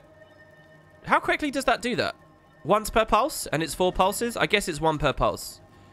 So, and then our other boon rip and corrupt and stuff is like spinal shivers. Is this build on meta battle somewhere? I don't know actually. I doubt it. Basically, this is me tweaking and fucking with the concept that I got from Valen. I don't know whether he built that himself or whether. I mean, you see Reapers around, but most Reapers run like Marauder and stuff. And they don't, or they'll be like soul reaping, and they'll be, I mean, a lot of them do use spite. I'm on spite as well. But like, they'll make these like decisions that, like, I think this is best if you build it as a bruiser. So that's what I'm aiming for. That's why I'm Herald Runes. That's why I'm Paladin Amulet. Yeah, the Well of Corrupt is also very good, by the way, and I would absolutely respect that and be doing that too. But the patch made buffed this. So basically, what this isn't me saying, oh, this is a meta thing. This is just me saying, oh, buffs, I want to try them out. So I agree. This is like extremely powerful because you fucking fear stab stomps and stab reses and stuff. Like, that's insane. But now the cooldown difference, 32 seconds versus 24, and look at the flat damage. This hits triple the amount that the other one does, and when it stacks the vuln on top as well, we're talking even more. So like. I don't know. I think the added pressure from this against like, what's it called? I don't know. I just think the pressure on it is really good, right? Like, I think you've got a reasonable amount of boon hate already. You could obviously go even more boon hate, but yeah, they doubled the vuln on it and dropped the cooldown. I think that's all that happened with Suffering. Let me have a look at the patch notes. Let's have a look. But all 3 of these were buffed. That's why I'm running all 3 of them. Game updates. Well of Suffering. I'm looking at the Ranger section here. Yeah, cooldown dropped by 5, and they doubled the vuln from 2 to 4. So. Plus, with the Grandmaster trait, when you read a 5-second cooldown drop, it's actually more because. What's 20% of 5, right? So what? It's 6. It's a 6-second drop. Anyway. You know, it all adds up. So, and again, you get sustain from these because it's protection, right? So, like, every extra second of that is more protection uptime for you. So, you can just cover the entire 1v1 with prot. And lifesteal on top of it, just constantly pulsing away. So, it has been working, I think. Which helps shore up your defenses without running spectral armor because you lose the life force generation from that. But I mean, this was only really good if you actually properly, like, used it to face tank a burst correctly so that you got all your shroud. And even then, that was contingent on you not having shroud anyway, which means that you were eating it with your health and then relying on the resustain from Blighter's boon to get you back up while it was there. And it's, I don't know, like, I'm not saying it's a bad skill at all, and obviously it's been a staple for Necro for years. I just don't know whether I'm that good at it, and this is fun as fuck, so. And I can't argue with a 20-second cooldown drop. Let's go. Yes, I'm playing NA at the moment. You're very unlikely to get a game with me because I am so low rated right now. Like, I was watching Naru's stream yesterday and trying to snipe him. Well, I wasn't trying to snipe him. I was just noticing when he was in queue and I was in queue at the same time. And never. Not for like 3 hours. I mean, I wasn't PvPing the whole time, but yeah. Anyway. It is a very strong build. I feel a bit weird sharing this build online because I kind of hate the idea of everyone running it. I don't actually like fighting against bruisers. Great Axe 3 though, right, guys? So we're just watching, we're just trying to build Shroud right now. And getting ready to blood res or something if it's necessary. Never mind, we're going to kill them all. Oh, I didn't pop the 3. Shit. Okay, we get one down. Let's pull him over this. No, never mind.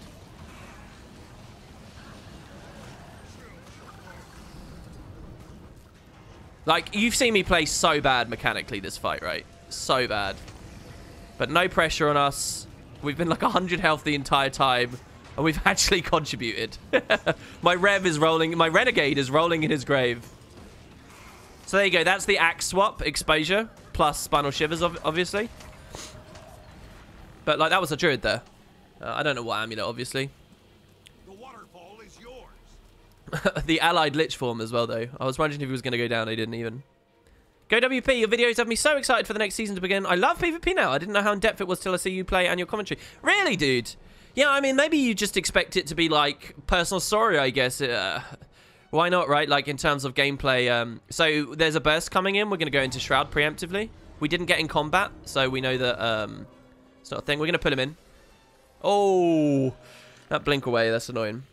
I kind of want this to... I think this might work like Hammer for the Warrior in Downstate, where sometimes it seems to just go obscene distances and land anyway. So here again, we can... Oh, I got neutered. That's pretty bad. I'm not too confident in this 1v1, so I'm not going to go straight on the node. I'm going to let that other guy play around, and we'll kill this guy... This 2v1, sorry. We'll kill this guy off node first. And then we'll go to the node afterwards. I don't care about them getting full cap for a few seconds. Nice blinds. Yeah, we've chased him into my allies there, so I don't need to go for him. That guy's wandering past us. Here, we can Spinal Shivers him when he comes out. Oh, we did get him. We did get him, lads. Cleanse the blind with that, and then into that. No, he's out. So I'm now potentially 2v1. We want to watch for the Mesmer wherever he is. He's behind us. Drop the well and bait him into it. Pull him in. Obstructed. That's bullshit. This one might get him. Yeah, it did.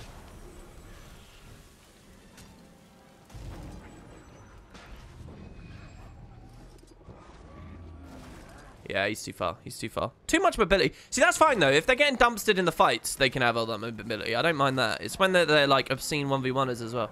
So now we can fight this guy who has no pressure at all. He's a Scourge, but... Okay, so we actually do have to play careful here. Even the worst Scourges in the world will wreck us. We have to get as much value out of our well here. So now the Mesmer's back in. Do I have a team? What's going on? I guess they're fighting Lord. All right, well, we lose that, and I suppose that's poor play from me. Because I should have just followed the Mesmer, maybe? I don't know. I don't know. We might be all right. If we hold the autos, we can resustain. We're getting res. We got double. What's going on here? Someone from the stream is absolutely watching. Who the fuck is running double blood world? Nobody runs that shit. Someone is literally copying my build right now already. It took 1 Q. Who are you, Poison Wraith Angel? Poison Wrath Angel. I see you there. Net decking. Elite's not up. Can we get this? Yeah, we do. You lost the waterfall. That's not our pool. You never had an interest because I'm not a competitive person. I don't like repetitive game modes, but watching me play has shown how fun it is. It's not repetitive at all. I mean, some people will say it is a little bit, maybe compared to the past or other games, like where there can be a bit, it can be a little bit more variant. But certainly in terms of playing, it's not. So here, this Net Guardian build, by the way, is extremely strong. So he had stab, that's fine. It will absolutely wreck us. The game of the day that's going up on this, where you see us win the 3v2 and stuff, that is actually against this build. He's still on me. Hopefully he comes in. He did. Good. My ally's sustaining well. I was basically just looking for a second there to see if he was getting too low. He's on Lich form. Actually, no, never mind. He's not net decking because he's on Lich form, isn't he? So, like...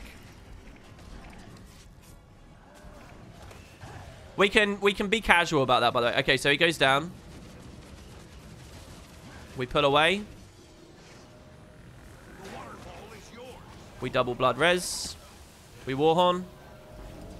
The warhorn's fine to dip off and do there, by the way, because the ticks from the blood wells will finish the res for us. So we can take the time to get the CC over the body. Pull him over. We killed him with the force of it. We could have used the elite there for no line of sight, but that's fine. This Mesmer doesn't concern me, so we know we can go for this. We'll have to actually dodge, though. We have to try here. Let's take some free damage. We didn't dodge. We get around those. Do I have allies still? He's blind. That's good. Wells are up. He's fleeing. Can probably Spectral Grasp him when I get up. Never mind. There might be a bat burst coming in on me there. Nope. Isn't he here? Oh, yeah, he's there. No, he's moving. This is a really close game. Oh, I shouldn't have done it. I shouldn't have cancel cast. Why did I cancel cast? Oh, no. It's all right. Oh, my God. Okay, we get him here. Oh, so unlucky.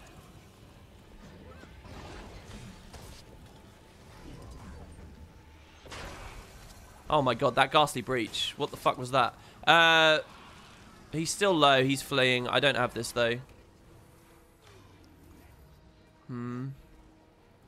We could probably kill him randomly. He's going to burst there, so we well over our body, to get over our ally to give him protection. We get an accidental kill there as well. He left combat and resustained. More wells, because I'm going to take big pressure here. I need more life force. This is really weird. I'm getting denied life force hard right now. Blinds over us. We got full countered. That can't be helped. We use the 2 to sustain away from the fight a little bit here. It's just a warrior on us now. So we're pretty happy with this. Oh, God. That next full counter is pretty gross. Yeah, I couldn't do anything anymore. That next full counter was really nasty. If I'd put the well down a second later, we would have been fine. But it was too much pressure too quick. Yeah, this... I didn't realize... I mean, from my perspective, we were just 8-0. We can res because this guy's coming in. We were 8-0. But apparently some of them can fight.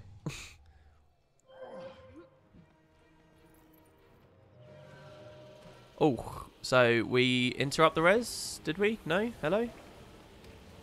He's going to die, so we have to res him when he does. Oh, no, never mind. He's support. He's holding it new. That's good. All right, let's see what we got here. He's given us might. That's nice. I just have no confidence in this fight here. There's too much Condi in this fight right now. It went over there. I did take a new target, but for some reason it didn't.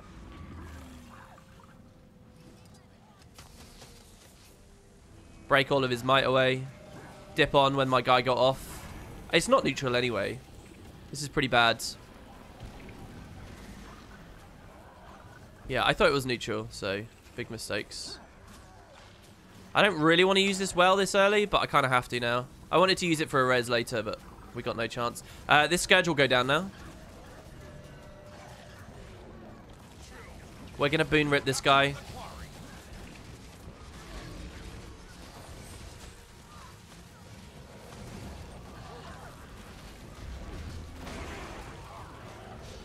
More prop for my guys. There we go. Sorry, the commentary is really shit here, but I'm trying to, like... Is this their portal or ours? Oh, yeah, he come through. We'll kill him with the well. Oh, these evades! I should have just gone axe immediately. I should have gone axe. You can see my limited chase potential here. But it's constantly against that same Mirage, which sort of is notorious for being flighty and escapey. Spam 1 in Reaper Shroud. Yeah, absolutely. It doesn't just heal me either as well because of that, but the auto just resustains your life force too. You might not have seen me in the gameplay here, but absolutely, I do that all the time, yeah. It's good advice. Yeah, and good advice to anyone watching this as well. It's like the main thing you should do. Really, you mostly use the 4 for poisoning another body or whatever. You got kicked out of Trib, World 2, Zone 2 right before the boss. Connection issues are great. Yeah, let's get this warrior. He's shield stance, so I can't... Oh, we can interrupt that through the wall. Oh, no, I'm messing this up. It's fine. We got it anyway, because he turned around. My mistake there was going into Shroud. This is fine. We can res this. And then we can interrupt that res.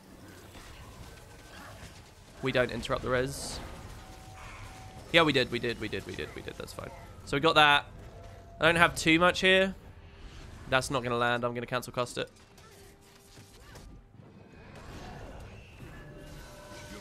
Him doing that might have just got him killed. Okay, he's porting out. That's fine. I feel like we've interacted with every single one of this guy's portals. He's come back through quite a few of them as well, by the way. So we're just going to do this here for a second and make sure. So DKSS is getting low. So we watch that.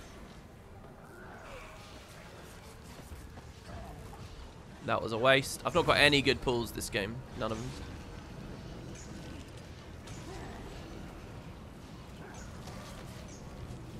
The lich form. I love this. It's like it's so weird. Like friggin' lich form. I wonder why they didn't do the change of the duration or whatever there. I don't know what lich form really genuinely needs. Should we take a 1v1 with warrior? I'm really excited to see this. Let's see how this feels. This guy seemed alright earlier. We'll let him get full cap. I don't really care.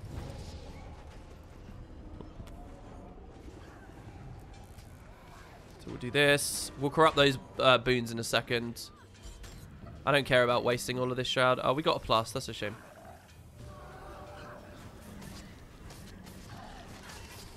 So that's one down.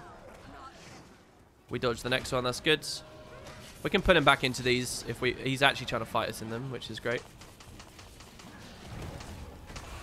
Lots of corrupt here. He's all out. This is his last Endure Pain. Ghastly Breach on us. This guy's like, this enemy Scourge is actually playing well here. He's actually targeting us properly. We need to stay in the Well of Power. Pull the Mesmer back because he's aggressing. Nice stun from the enemy warrior. Another random portal. Look at this. Every single portal we've seen. So this is really bad right now because we're 2v1 and that gate's going to go down too. Oh, that was a beautiful fear. I need to bail. The gate is really low. Mind you, he was Condi and pressuring it, so it might be really high health. No, it is low. Oh, no, it's not. No, yeah, never mind. Okay, so now we can peel through this as well if they continue aggressing us. We may get the sustain. And they're going for a Folly Lord push anyway, so that's fine. Yeah, 16-0. Almost 400k. Top kills, revive damage. And daily, guys. That's the important bit. Getting daily done. All right, I saw something in chat. What was I going to do? Oh my god, chat's done that. Oh, we've slowed down again. This is. I guess we'll play like one more, and then I'll show you the SAB thing that I wanted to talk about.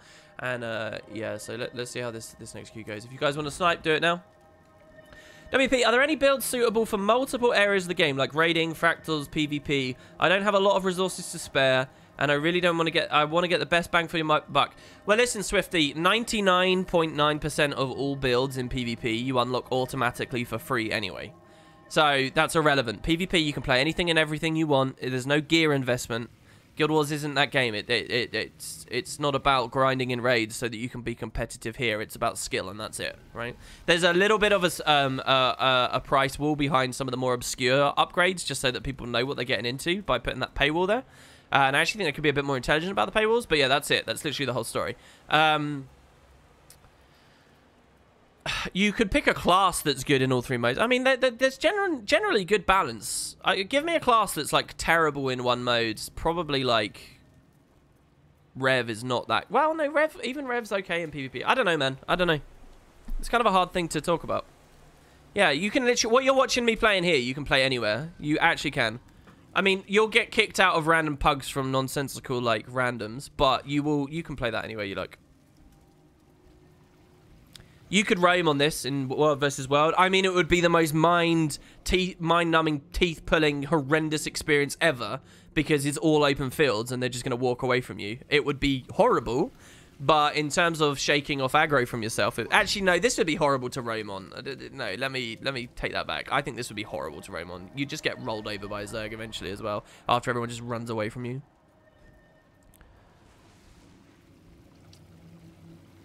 It doesn't matter if it's mediocre Band-Aid, man. That wasn't the question. You could play... I think anyway. What was the question? What's my favourite part of Current Balance? Have I not played enough? I'm actually, if anything, salty about Current Balance. Because they kind of nuked the build I was having most fun on from Orbit. And I feel bad on 2 levels from that, because when I saw it on the pre-patch suggestion... I felt like, I'm going to be honest here, I felt like it was really, really, really over the top. But most commentary I saw about it, nobody was even remotely, like, concerned by it. And I didn't want to just be a salty prick on my own. So I thought, okay, listen, I've only just come back to PvP. I don't actually know that much just yet. Maybe it's not that bad. We'll see how it feels. Like, I don't have a comparable nerf to... reference when I see the 28% electric discharge. So I knew it was going to be bad, obviously. I'm not saying that I thought it was going to be good. I knew it was going to be bad. I just didn't think it was going to be really, really, really bad. Or I didn't say that I thought it was going to be really, really bad because no one else was saying that. So I went with the crowd a little bit. But I did have some misgivings. And now that I'm playing it, I wish I'd, like, I don't know, been a bit more honest to my original impression, which was that I thought it was going to get nuked. I did at least, on one of the streams where we talked about balance, I made a very important point, which was you actually need to have a certain degree of damage so that you can threaten people and push them off of you. If you lose that, that's what will kill the build.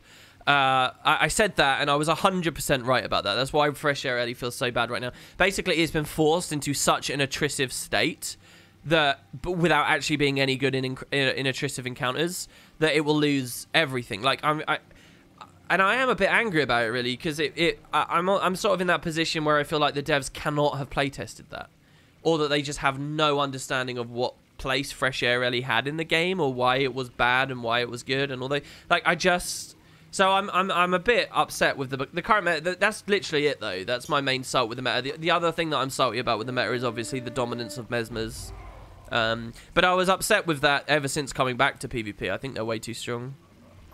It's a double-sided thing for me. I don't just despise them because they're strong. I despise them because of what is inherent to them in terms of visual clutter and spam on the screen and stuff like that. So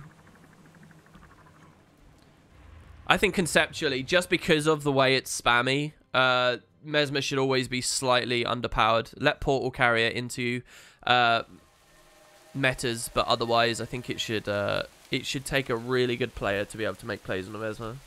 Not just, lol, I pressed F3 and now you're dead. Like, it shouldn't be that. I don't think anyway.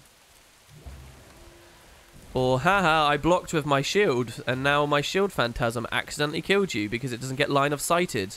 And it was, you know, it's got a huge fucking ring around it.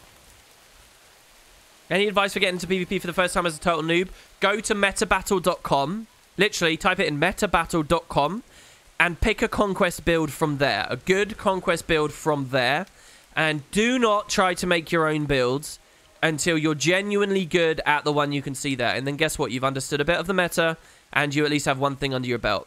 Play it, not until you can win 1v1s and engagements, but play it until you're comfortable at looking at the map and your allies and all that other stuff. That's going to take a while to get that kind of muscle memory and stuff. It's going to take a while. But you have to play it to that point. Then you'll generally start to feel the inner workings of Conquest, and then you can start playing other builds and doing other things, but you'll go back to square one. But you have to, like, stick with something for a long time to really dig into the meat of it. So make sure that it's actually verified first. Yeah, Rev right now, I agree with that. Valen in chat says, to be honest, that's how Rev plays. Rev doesn't have sustain, so there's counterplay. Mesmer has everything. Yeah, Rev at the moment, if I've learned anything, both Herald and Renegade, by the way, not Karla, we're ignoring Karla, but if you try and run like a Herald style Renegade, It's a shitty core guard. That's literally what Rev is right now. It's a shitty core guard. It's a core guard without the cleanse or the sustain.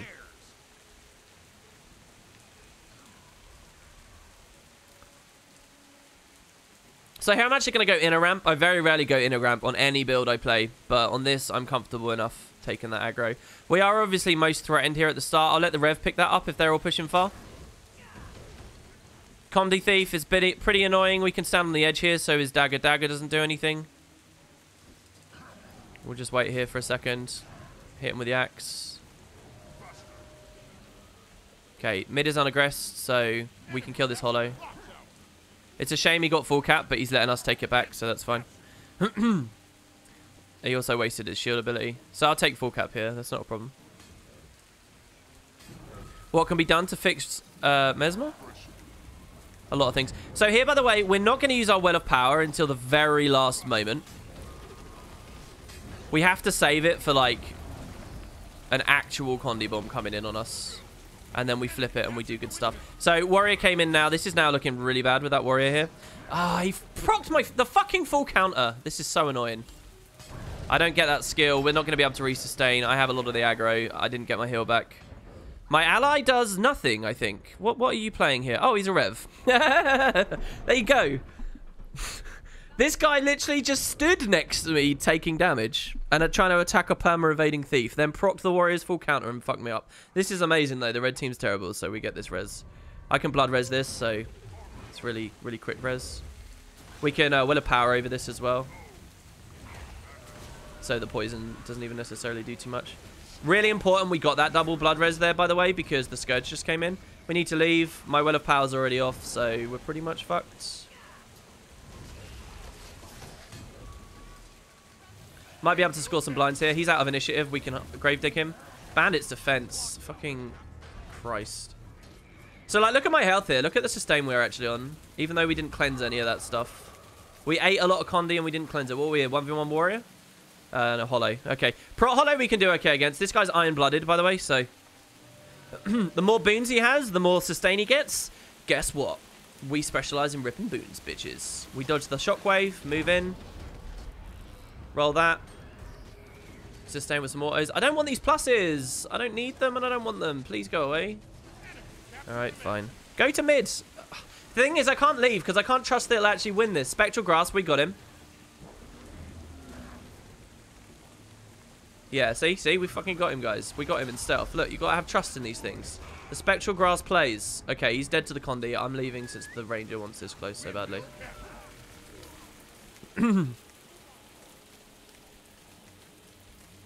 WP, I'm red team. Oh, you're blue team. Rip. Look, it's the same as when I'm trying to cast or whatever. We're gonna chill to the bone that. It's too late. Interrupt the bandit's defense. He cancel cast it to put Condi out. We're not going to use any skills while we have confusion on us. He's rebuilding initiative. I think we'll be fine. Just need to use the blood well. Interrupt that as well, the spectral guard. Ah, obstructed. I could have used my F1 to proc the Grandmaster trait and hit him a little bit more there, by the way, but no chance. Oh, not no chance. That was just too late. This guy's not too low. Interrupt that. Immune. We're not going to proc a full counter. See? Look at how easy that was, my friends. We have to come down and help the Rev. Oh my god, he unrelenting assaulted up. That's brilliant. I should have stayed up. I should have stayed up. Look at how low he is. This is good. He's come in while I'm on Wells. I should go for the... I should retarget the Warrior. No! The CC from the smoked scale. That's good. He came back. These Warriors keep getting themselves killed because they don't go full kite. Pulling him in. Good, good, good. My Rev did well there. I'll take Blind Stomp. What about Spellbreaker? Spellbreaker is very dominant in this meta. Spellbreaker does very, very, very, very well. Are you ready for the dream, guys? Port towards me. No, that's pretty good, though. That's pretty good. So here, we Warhorn 4 in case he's self-stomping. He's not. The dream, bitches. He's getting up. Why can I not res that? Oh, my God. This is not the dream. Why would you pull out my wells? You weren't even being stomped. You weren't even being stomped. Fucking... Pro tip, guys. Just because a cooldown's up, it doesn't mean you should press it. I know when you're playing a Mesmer that works really well. But trust me, sometimes it's better to not use a cooldown. Sometimes, alright? These things in your head called eyes. They let you see the plays. Yeah, I probably could have done it with the Will of Power. I'm happy to hit. By the way, I'm at that phase right now with the game. When you play a new build, I go through different phases. One is where I'm angry that the build just sucks. The other is like I'm happy to see that I'm making misplays because a misplay means that the build can carry me further when I get better at it. It's fucking. We'll pull him back in as he leaves now. Ugh, fucking short bow. He's moving in again. We don't need to +2 it, please. Fine. Not using skills, but when I play it's 1, 2, 3. Oh, Dead Zealot in chat. I almost missed this kill. I'm going to leave that there. I want bleed value. My Rev's in the area. You can do stuff as well. Oh, this guy's going to get ripped to pieces. We'll drop the well really quickly here. Okay, back to close. What?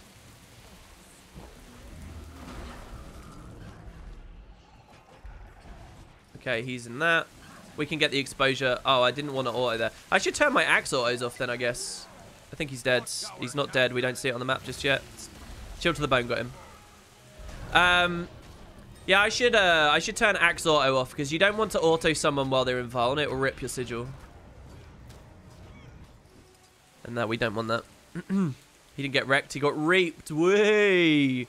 I'm really salty about that death and the fact that our plays never got made. Okay, Stomp went through. So, again, we have the same situation. This thief's going to go down. We have to res him. Come on, don't let him decap it, please. Don't let him decap that shit for free.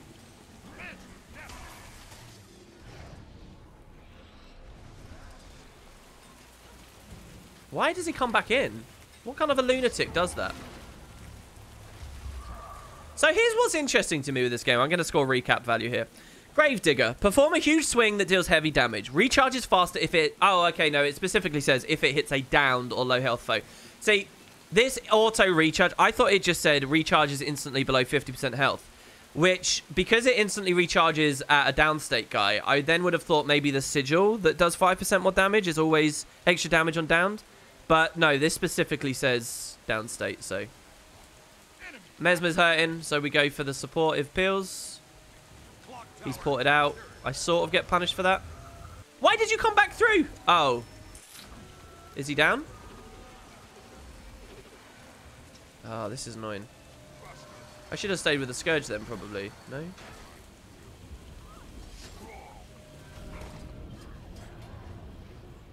This should be fine. Last tick didn't do anything there. Interrupt. Thief's back. Cancel casting that. It doesn't matter. He's just spamming evades anyway. It literally doesn't matter. Bandit's defense. I shouldn't be kiting here. I would have survived this, but what I actually had to do was I had to kite up the wall. This guy does nothing. Oh, it's the Rev again. Right. Right. Forgot.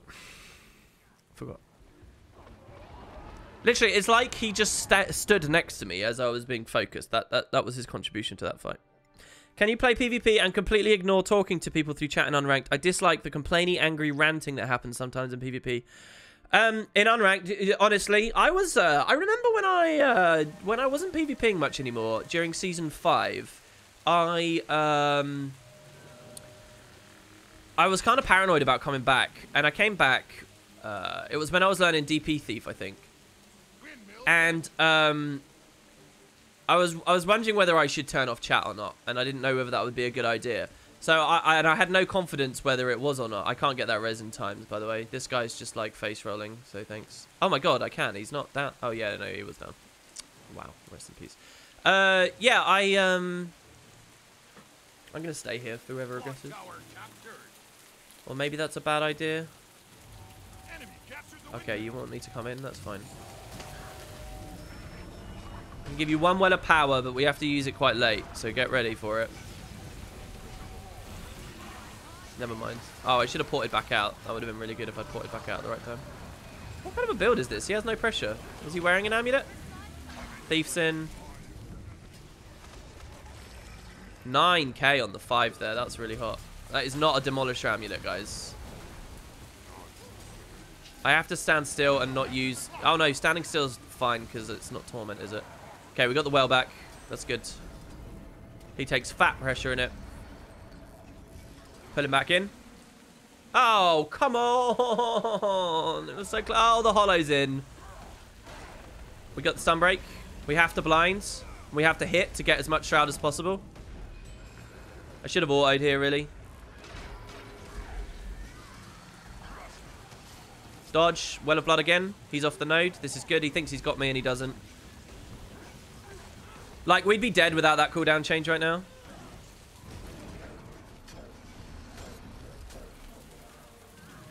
Oh, we interrupted bandits. Finish him off. My God. How outnumbered am I? Am I 1v3? Who is this that's with us? Mesmer. Actually, we're 2v4 here, I think. 1, 2, 3, 4. Yeah, we were 2v4. Why don't we have close? I actually don't understand right now. Hold on, the Rev just walked in. I should be pressuring in downstate. That's my bad. Sorry, I could have given you a rally or something there. My bad. I keep looking back to chat and just leaving straight away. Man, we fucking face tanked some ass there. That was pretty bad. What was I in the middle of saying? Yes, chat. I think genuinely unranked. Don't worry about it, mate. Just turn chat off. Honestly.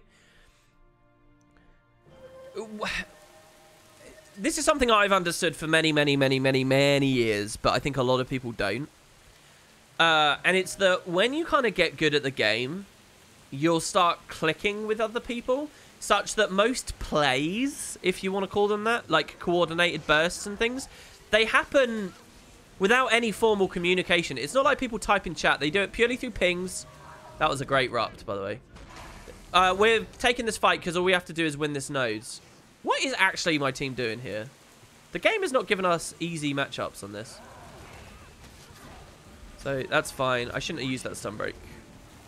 That's fine. We should have this. Come on, finish him. One more hit. I shouldn't have used the 3. Spectral. Wow. Wow. That was not very good, was it? How am I crippled? What the fuck has crippled me? For about 1 million years. Does he actually not know that I'm here? I think he... Like, look at these warriors. I don't know why they do this. What are you doing, dude? Also, by the way, no LOS, so it's not going to help you. Oh, the friggin' Endure Pain. Both of his Endure Pains just procced. Endure Pain on the Spectral Grasp again. Hello. What is this? Okay, Spectral Grasp has been proper trash this game. It's okay, because we pressured him for so long he couldn't do anything. We need a node. What is going on? Wait. If far as free cat, what is our thief doing? Go. Go there now. Why are you cleaving this? Why are you going mid now? Hello? Hello? Oh, yeah, all right. The Reaper will do this. Okay, there's no problem. It's all right. I'll just 1v1 the respawn. Because, you know, you totally couldn't have decapped already by now. We dodged the opening point-blank shot, guys. It's a great play. Skill 4. Use it immediately as soon as you see people. It's very, very potent. Trust me, you won't get wrecked. Look at this guy absolutely destroying me here. I'm actually going to do something really fucking hilarious here. We're going to rot the Ranger. Why? Because of the power of Spectral Grasp. Are you guys ready for it? We're actually going to kill the pet as well. Dude, use your skill 3. Here it is. Here it is. Yeah! Suck it! Suck it! Oh, I didn't take full cap. Shit. Well, still. Oh, no, he's getting rezzed. Okay, what's my play? What's my play? It's too late. We might get this anyway. Okay, rotting on an enemy spawn, as it turns out, probably wasn't a good idea. He's still my target, by the way, because he was really squishy and he's on nothing. Signet of Stone, he didn't even pop before. If I'd capped that, we would have won the game already, by the way. Come on, you got to save your buddy. That's it. Get over here. Good stuff. Look, you're against a Reaper. It's fine. Reaper's not meta. Reddit tells you that Reaper is bad, so Reaper is bad, man. It's cool. It's cool. Get in here. There you go. Look, you're a prot hero. You're meta. We won because of timeout.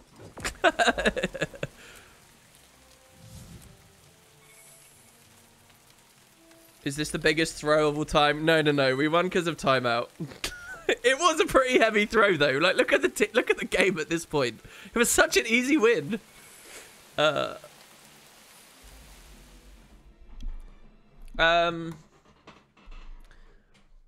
WP. I just started the game 2 days ago, and I'm loving it. But I'm still free to play. Should I upgrade as soon as possible? I genuinely think you can get to level 80 by being free to play. That's not a problem at all. So you should be fine there. Maybe later, though, you'll want to start doing it. What's going to happen is most people won't be able to give you any insights to free-to-play, but I can, baby, because I've played a lot of free-to-play. I'll tell you what the main thing is. You're not going to be able to use the TP very well. Like, it's very restricted. So you're going to have tons of loot that you just can have gold, but you won't be able to turn that into gold until you go to a full access account. That's like the main motivation you will have to go full. And you know, the whispering and all that other stuff will be nice too. But that will be your main motivation. We'll do one more. We'll do at least one more. That was a fun game by the end there. So yeah, but when you get to 80, that'll be a problem. Is it possible to move the red bar at the top of the screen? Yes, it is. I can move them wherever I like. Why? Where would you like it? It's fully customizable. CVPCS did a godly job here. I need to, like, get them to match in size, right? In OBS. Jesus. Not even remotely the same size. How is that a thing?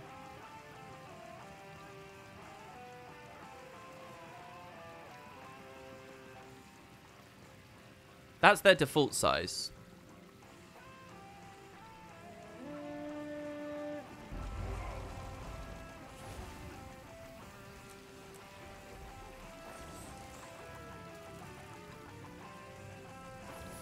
And then that as well. So it'd be something like that, right? Like that's actually the default. That's the way it goes by default. So we know that they're the exact correct size there. I don't know. I'm not very good at this stuff, but yeah, that's basically what it should be. Oh, Turtle, were you in that game, really? Oh, was it you 4v2ing with me? Oh, Turtle, you weren't the Rev, were you? No, you were Mesmer, right? You were the Mesmer. If you were 2v4ing with me. I'm not sure if the blue bar is down a bit or not, but the red is clearly off just a tad. Yeah, it definitely was. Yeah. I don't know. I'll do an actual good job at it later, I suppose. Are thieves strong in any 1v1 at the moment? And then you put a face as though you're sad that they're not. Listen, man. Thief is by design a very mobility-heavy spec. Class, sorry. It's just by design. It will always have access to short bow. It will always have access to a lot of things that give it a lot of mobility. Because of that, it will never, ever, ever, ever have a genuinely great 1v1 spec. Because you cannot, for the sake of good balance, actually have good 1v1 specs with high mobility. It is a cardinal sin that Mesmer is currently committing. We're gonna res this guy. I just got chilled to the bone. We're actually 3v2 now. It's not even a game yet. So, I mean, there's stuff that can sort of slyly try it. Like, you can troll on a dagger thief, like we saw that one last game who just spams evades all the time. But, like, realistically speaking, play a different class, mate. There's 9 and they're instantly available to you. You don't have to grind. Yeah, yeah. And Mesmer exists, yeah. Like... Mesmer breaks the rule because Mesmer rework and they've taken their time nerfing it back down, I guess. But what's my key binding? Yeah, it's all on my mouse because I use a G600. So all these one-shot videos on YouTube about thieves is bullshit. Well, in World vs. World, you can definitely take things to extremes because World vs. World isn't competitive. But you can... And I mean that factually. People are going to be mad at that, but I'm right. Factually, it is not. If you want actual competitivity with a refined, proper rule set, you play TPVP. World versus World is built on asymmetry. That's why you can run your Diamesmers. That's why you can use food. That's why you can use any sigil in the game. That's why perplexity runes and shit are a thing. Or they were years ago, right? Like, it is not competitive. Come at me. It's correct. Okay, so here we go. We're going to get the res. I may have missed that blood well, which would be terrible, by the way. Actually, they interrupted me, so they saved my misplay. We have to go into Shroud in a second and pop stab. We can get this res. So much CC. There's the stab. All right, let's pull it up. Their cooldowns are all going to be really low now. We scored a kill. We got a res. No rally bots. Just existing, baby. And we win this team fight because we helped our team sustain through it. Actually, we haven't won this team fight. We're going to do this. Look at all the life force we get, by the way, in these big, crunchy mids. Look at all the life force. Look how fast it all comes back in. We're going to put him. Ready? Oh, what the fuck? What a great mid. 35k heals. Anyway, what was I in the middle of saying? Yeah, you can do crazy one-shots on Thief out there, but like for Conquest, any build that does that is so restricted in other respects that frankly it's not a good build. Also, like, when you one-shot someone, it's never a description of a single build. It's a description of two. It's like you don't one-shot a druid, but you might one-shot a fresh air, really. But that's not because Thief is OP and can one-shot people and Thief can 1v1. That's because the Thief had a really good target from someone else on a kind of a questionable build, right? Does that make sense? I rotated, but whatever. So, like, you have to understand that about one-shots and stuff. It's never a situation where one build can one-shot everything. It's how do you compare... Like, I don't know whether you play other, like if you've ever played or watched League, right? It's like you're going to one-shot... or you're going to do lots of damage to some of those classes. You're going to do less damage to others, right? It's a two-way street. And lastly, even if you could one-shot everything in the game, that doesn't mean it would be a good 1v1 spec. Because there's this thing called dodge roll, right? So if you dodge the one-shot...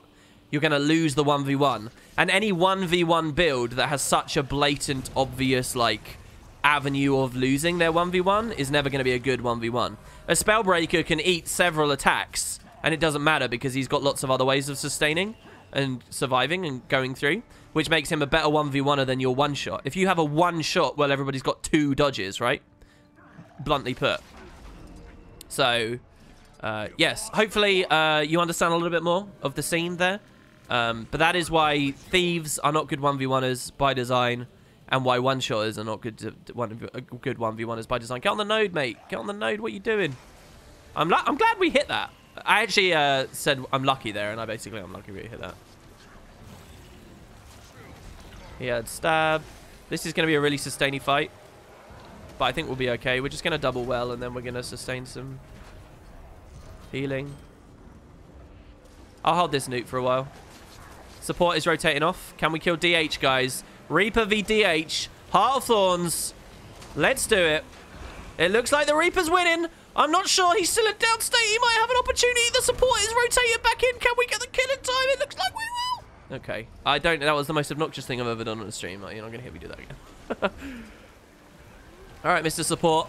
I'm happy to hold you here while your team gets shreked.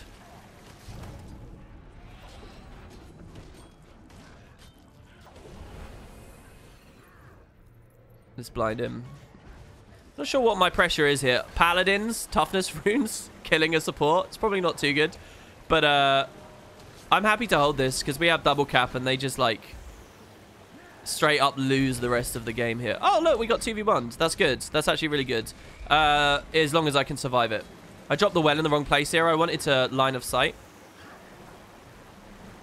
Support rotate off or DH? Either of them rotating off is still good for me, actually.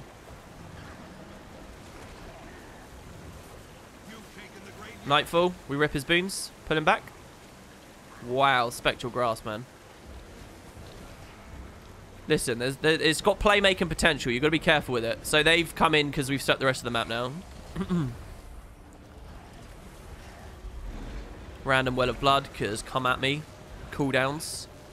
I've learned much from playing Demo Mez. Support's down. Big damage well. Alright. they got neutralized everywhere else. Because look at this. Now they're all zerging off. There's extreme zerg going on here, guys. We did not need to... You didn't... can I just be clear? Three guys came here. Not a single one needed to come here. 3 guys zerged off. None of them had a mind for the node. And they did it under the nose of this hollow, which I'm pretty sure I win anyway as well. He's tools, so... But this guy came and plussed it anyway, so... This is a really nice build, because even when I do, like, the node duty here, even if this guy aggresses and gets himself killed on the road, I have a ton of confidence I can res him. Like, on a lot of other builds, you don't have that assurance. We can pull him down from here, by the way. Oh, never mind. Oh, I duped myself with the terrain. Then he dropped the staff wall, so they get neutralized. Oh my god, he got on. What class? What class are you? You're dying extremely quick, my friend. He's a rev. Do we trust in the rev? Do we trust in the 2v2 with our rev friend? We can get res. It's not a problem. Okay, now make some plays or bail out. Actually, if you can bail out, mate, that would be really good.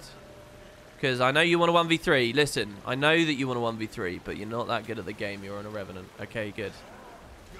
So we pulled this. Just let me troll here. Let me be a druid for a while, please. That tree obstructing my line of sight is like super annoying. Alright, let's start ripping some of his boons. Oh my god, I face tanked his photon blitz. That's the DH, that's not the support. I'm probably dead then, actually. I'm not sure what I can do here. Because I don't have enough shrouds to get health back. He outranged that beautifully. Yeah, I'm dead. Oh, how have they lost everywhere else? Turns out zerging across the map doesn't help. He's not even killing me, so I'll take the full res. A lot of people have forgotten, do not understand the art of this anymore. People rock bodies like way too willingly. They think that you're automatically a bad player from pressing bandage. You're not automatically a bad player from pressing bandage. Even if he came back, if he saw this and came back, that's not a misplay from me. That's not a bad play because I've just forced him. Like, look at this shit. I might even get Newt on this. We certainly got out of combat. Yeah, we even got the neutralization. But even if he saw me, he had to run from this cliff all the way back. Like, you got to be careful with Rotted. It's not like a hard and fast thing where bandage can never happen. Again, I'm irritated by this. Can you make plays elsewhere? Maybe I should just go back to mids. Because we've been losing ever since I came here. I've been baiting these guys into thinking they can win fights that they can't. Look, he's dead already. Let's just go. Like, I don't think anyone on my team actually knows what they're doing, really. So we're going to have to be careful. At least if I hold here, it'll be more obvious they can just play 2 points and win.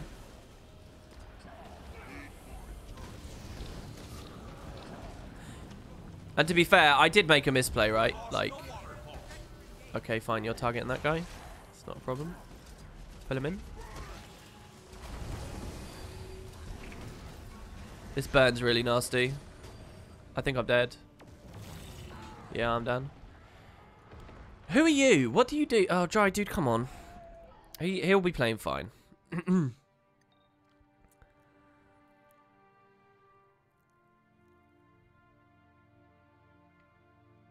I guess I just don't have enough pressure. We're going to lose this game. By the way, just to show the difference here. Look at this plateau. I think I moved to far about here. And now we've got nothing for the rest of the game. Nothing. Nobody's making any plays or doing anything. My latency living in EU playing to here is 122. We take this fight. We can interrupt his photon wall. If we outrange that, that's not a problem. We outrange that as well. Did we outrange that? I don't know whether we did. I'm in a well. Fuck. I didn't even see him come here. Alright, we're going to lose this game. There's no opportunities for me anymore. Why have I had a Rev on my team? I think the same Rev 3 games in a row. It needs more pie charts. No, I think this is pretty simple and good. This isn't like super nerdy ridiculous. I think it's just alright, you know. So I need to go to close now. And then we need to actually win a node at close and then move through the rest of the map.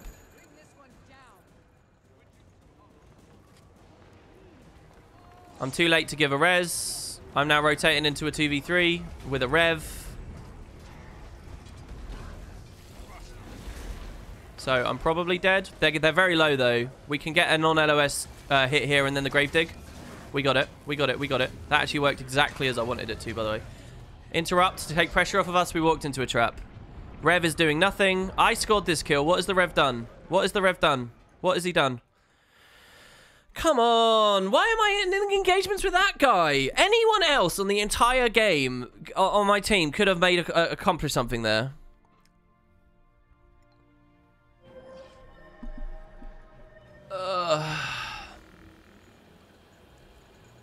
Wait, why are we talking about Brexit?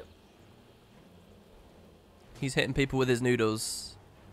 Yeah, we've lost. We've lost. What a plateau.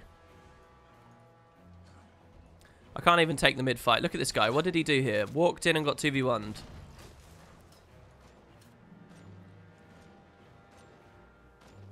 What are they doing over here? Losing this. I can't get to far. I'm not fast, so the support would just counter us at waterfall. There's 0 play potential here for me.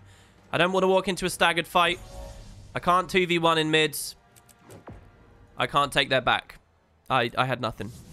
My team literally eliminated my potential to do anything that game by just staggering and going into close. Yeah, so, yeah, they just kept snowballing it close. That was a horrible game. That was really not fun. I suppose that's our first loss in a long while, though, so I'll take it. You rewatched Visual Wood episode 1 from 2013. It's fun how you say that raids might be a part of the guild mission system, and here we are in 2018. Wow, we were doing Visual Wood already in 2013? That felt like more of a 2014 thing to me. What should have been the play to prevent that snowball from happening? Great question. Obviously, we really sucked in fights. The only reason we won the mid fight at the start was because it's actually a really obvious thing that happened there. I think we won the original mid, and we won that because we just about out-sustained them. Remember, it was a dicey mid, but we got the crazy reses and stuff, and we managed to pressure them, and we won that mid fight. And I think what you saw happen was because it's Legacy, when we had double cap, and we had that nice, sturdy, strong mid node, we were good. Maybe I lost us that game by pushing for the 3rd node.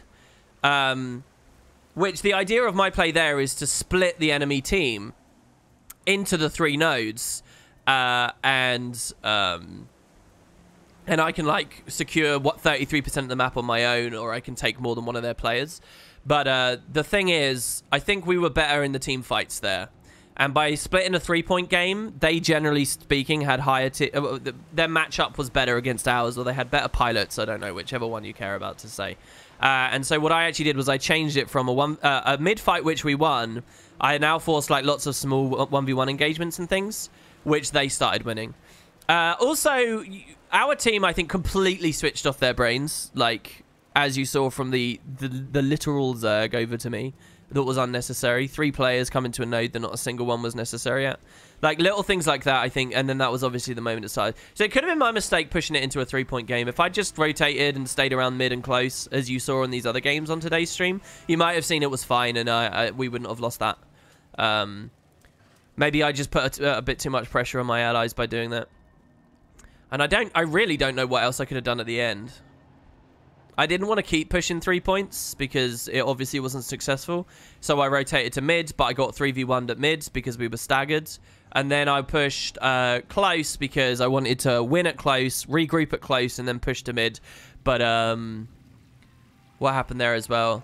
I scored a kill against the thing, but we had a Rev who couldn't do anything, so we lost again. Yeah, it was basically staggered, right? Everywhere I went was outnumbered, but so significantly outnumbered I couldn't make any res plays or anything.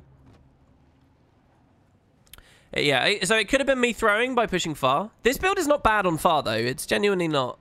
But I think my team didn't play into it at all well, so. I'd have to look back.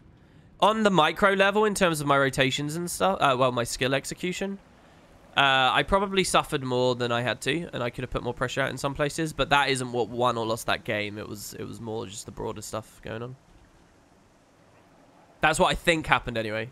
Could be wrong. Well, Guild versus Guild standard in Guild Wars 1 in the same way SPVP is. Yes, there was a PvP rule set and there was a PvE rule set. Yes, but it only happened a lot later than people realized that they started properly doing that. And it was more of a band-aid, if anything. They actually did lots of band-aids. There was another band-aid as well that they threw in later. Who remembers Flux? Is Flux still in play in Guild Wars at the moment? Let's see. Chats. Trivia question for you. What is Flux?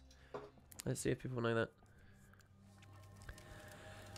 What do you think the ideal time between balance should be? I'd love monthly balance. They did that in Guild Wars 1 and it was amazing. No, I don't think 2 months. I think monthly balance, but more piecemeal. Monthly.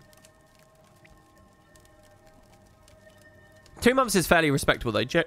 Jerry's not wrong to say that. 2 months would put it roughly with each Living World release. Band-Aid Man says you called Kappa. Yeah, so Flux was basically fractal instabilities for PvP. So everyone, when they loaded in for the next week, I think they rotated every week. So every week, everyone in PvP would have a different active effect on them. That was known as the Flux. And that active effect would cause everyone to change their build. The idea, anyway, was that it would cause everyone to change their builds to focus up what to play into it or around it or against it or whatever. So it'd be like last laugh for PvP or whatever. So everybody now starts running. And remember, this is Guild Wars 1, so you can liken Guild Wars 1 much more to a card game. So, and there were a lot of cards you could choose from. So basically, you'd build your decks a bit differently. Obviously, it wouldn't work in Guild Wars 2, but that's what Flux was. And it was a band-aid to sort of infuse a bit of enthusiasm and build craft and excitement without having to do formal balance patches to shake it up. So, like, a new balance patch shakes up the meta, right? But the devs have to put work into a balance patch. Well, if you do Flux, the meta shakes up every time there's a new Flux in play, and that you don't even have to dev for it. So that's the idea. It would keep things fresh, but it was Guild Wars 1 was kind of in its last legs competitively at that point. It never really had many legs to begin with, frankly, but yeah. It was fun, but it wasn't necessarily a huge booming scene as people might like to pretend. Oh, it is still live, is it? Is it monthly now? Hidden Talent. It's actually still live. Hype.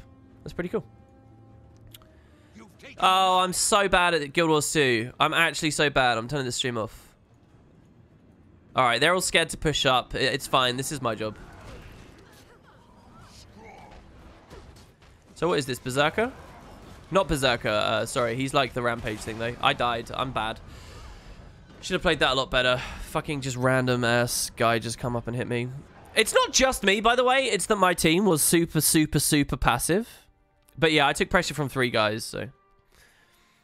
We don't have a support. I shouldn't pretend. Do we have a support? No, he's DH. I shouldn't pretend to be that. I mean, we're a bruiser. It doesn't mean we can just go face tank on a node. Oh, look, Boop. A totally random, unverified, unsubstantiated opinion is in chat. I'm telling you now that they're wrong. Guild Wars 1 did not have a bigger scene than Guild Wars 2, not by a long way. It did not have plenty of legs. He's wrong, and he's talking shit. And you can trust a random comment in Twitch chat from a guy who you have no idea how much he's played, or you can trust the guy that covers the game for a living and has 17,000 hours across both games. It's up to you guys. But I'm telling you now, Guild Wars 1 PvP was not as big as Guild Wars 2's has been.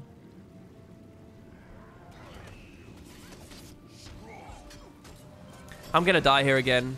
I played really badly. I got distracted by chat. Oh, actually, we got good pressure. We got good pressure. Nice fucking true shot. Holy shit. Oh, my God. We need to chain these autos. Beautiful. Well done, team. Love that. Thank you so much. Oh, my God. That was not my play there. That was theirs.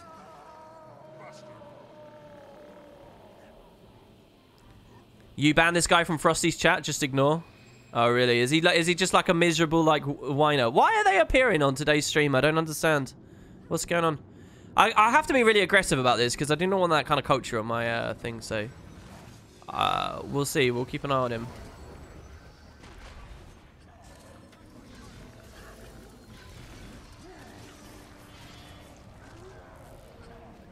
The keep is yours.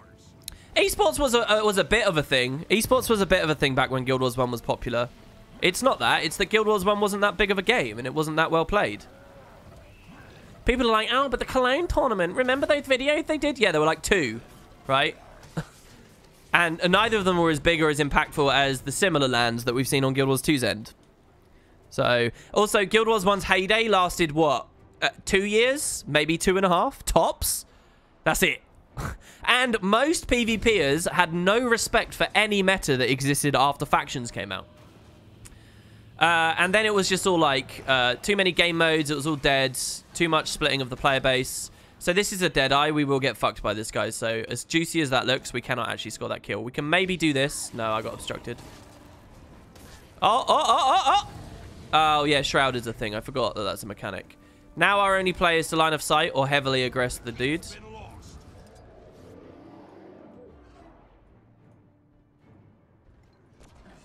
Can we get this? We might get... No, he's out of range. We can tell. Oh, he's in range now, though. Holy shit. Get fucked. What? No, I cancel cast with a dodge. What's wrong with me? No. Oh, he's down. Good. We can kill this guy then. Come, Mr. Deadeye. Ooh. We know that we hit that, by the way, because he had, like, fucking epic life leech came out of that. Interrupt his attack so he can't get my guy. Kill the Reaper. He's stealth, standing right here. We're going to get shot. Line of sight on this. Pull him in. Oh, that was really dirty. Okay, we res with the Well of Bloods. Don't actually need to press F on that. We just delay for the rally now. Or the regular res. I think that was just a regular res. Yeah, it was. No rally. Who was that was low? Where's that resustain come from?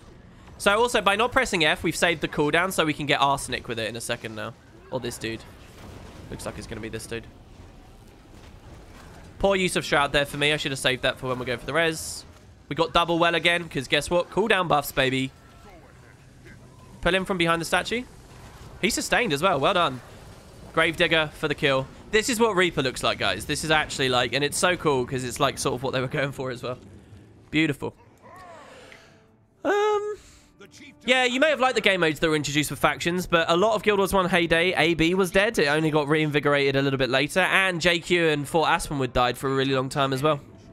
And one of them's only propped up towards the decline of the game, which again was not a very big window of time, by bots. And that's what it's like to this day, actually, bots in JQ.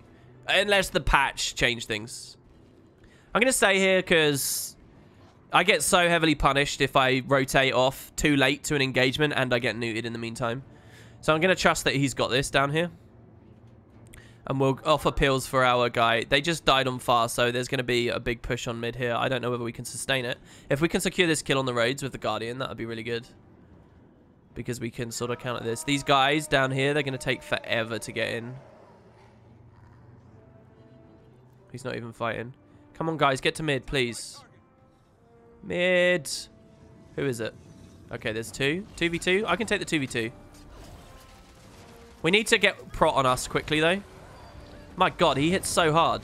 That should mean he dies really quickly as well, though. We're going to drop our elite up here.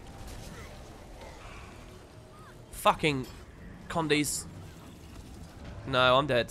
Shit. Yeah, we got 3v2. Come on. Oh, I'm so mad. How did you die? Maul Revel. Who are you, Hannah? How did you die?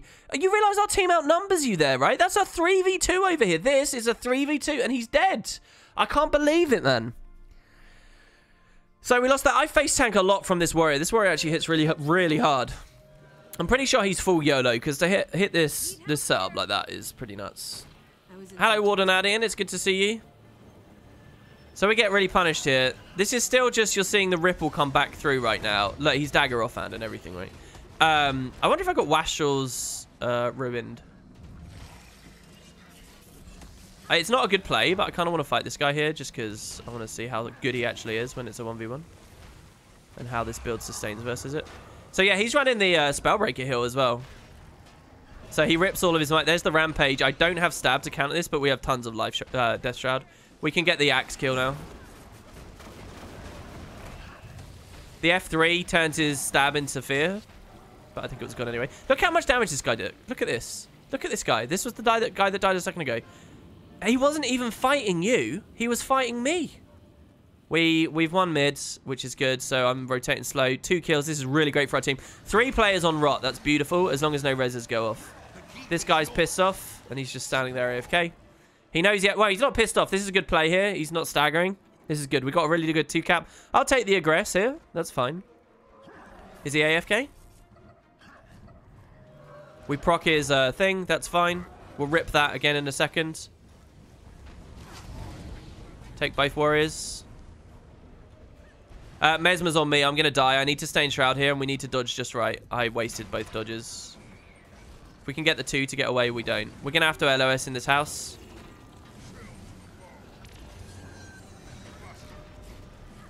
I'm eating 100 blades, but I've kind of got no choice. Yeah, I played too aggressive, and I didn't get anyone come with me.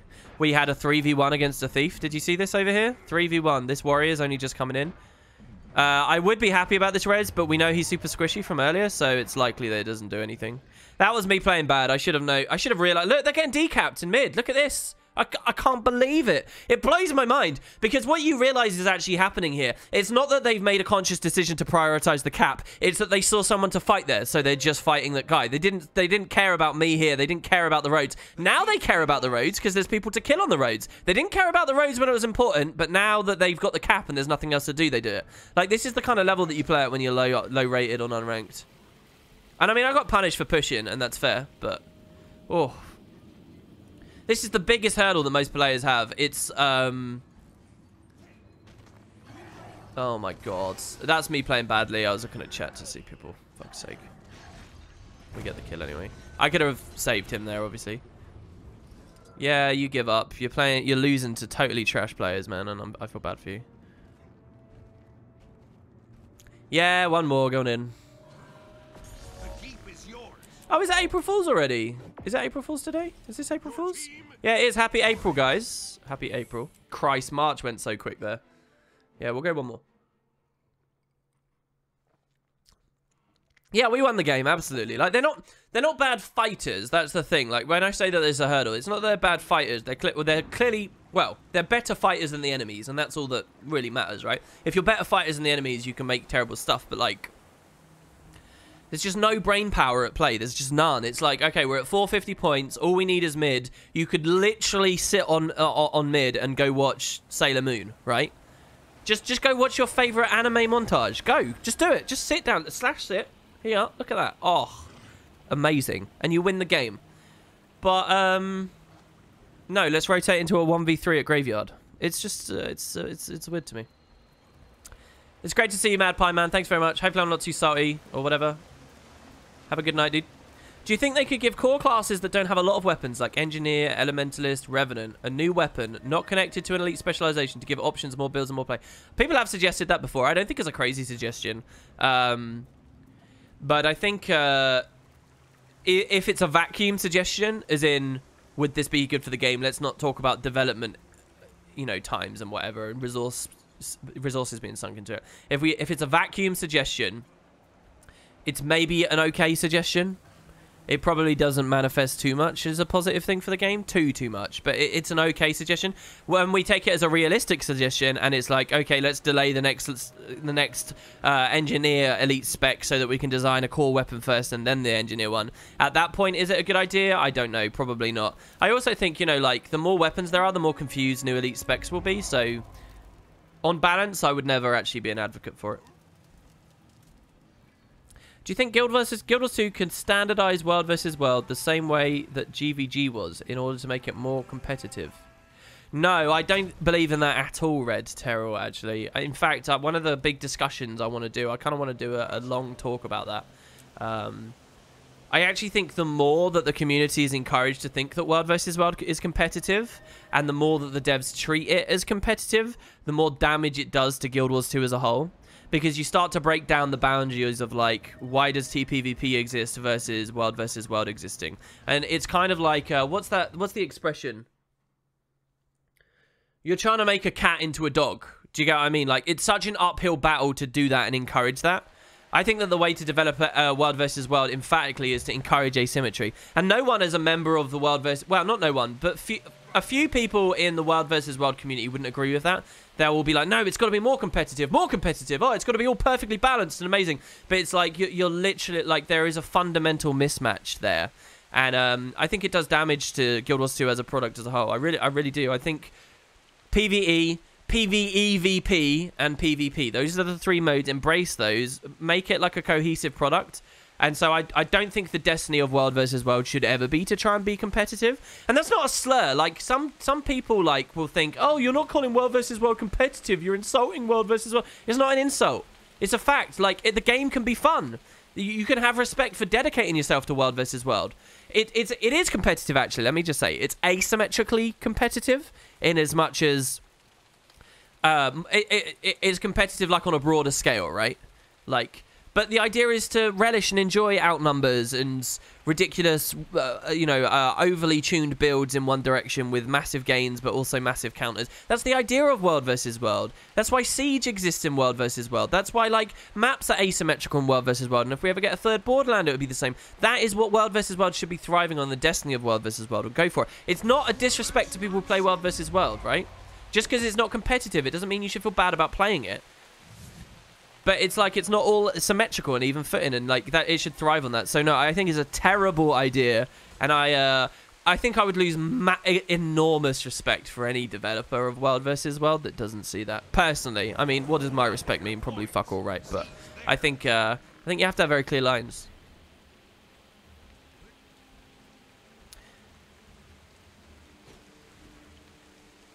So no, I wouldn't like to see standardization such as how GVG was. Let's see. Should we take a 1v1 via Signet, Mesmer? Oh, but now there's a thief going. I don't want to fucking do that. Fine, you go do that. Simple Rick! Sup, Simple Rick. I actually recognize that account name, but why I'm saying that is because of Tropic Thunder. I'm going to die here again. I got hit way too... I'm playing really badly here. The CC is brutal. Before I get Life Force, so I don't have CC, we'll just get slaughtered. I need to play a lot more careful at the opening mid. I'm not a very good player on this build, right? So I've got to figure out how to do these things. But, like, getting blown up like that with these extremely meaty warrior builds around right now, all you got to do is sustain that first bit of burst, and I think the build's okay, but we struggle pretty heavily here. Why was a warning ping put on our spawn? I don't see one. Yeah. When I have no life force, CC is brutal. It's funny that they gave fucking Scourge stab on a utility skill when conceptually Reaper should be the one with stability on a skill. Great, just charge your wolf into me. I can't go far. It's too much of an investment of mobility to do that. I'm casting this well, but I really don't want to be. We haven't made any plays for ages, guys. Like, I didn't really do anything there.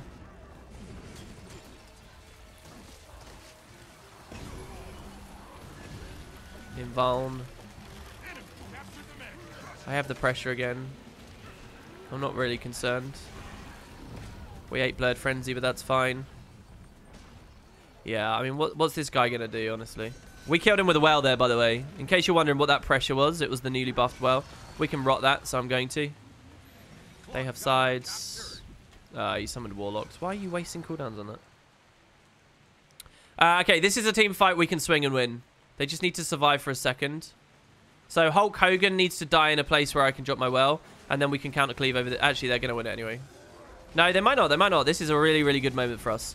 Yeah, you see the pressure we did there? Do you see how we snapped that second kill down? Just because of the body cleave? We might have been able to pull him, by the way, but... Alright, so that's a double cap. I'm not going to push far now. I need to figure out what my role is perfectly here. Like... I think it's more of a defensive rotator than an aggressive rotator. I think, probably. The less mobility you have, the more dangerous it is going to fall. The less likely you're going to peel out of respawns and stuff. And it really, it's not actually that sustainy. Well, it is, but I don't know. I don't know just yet. It's a lot to learn.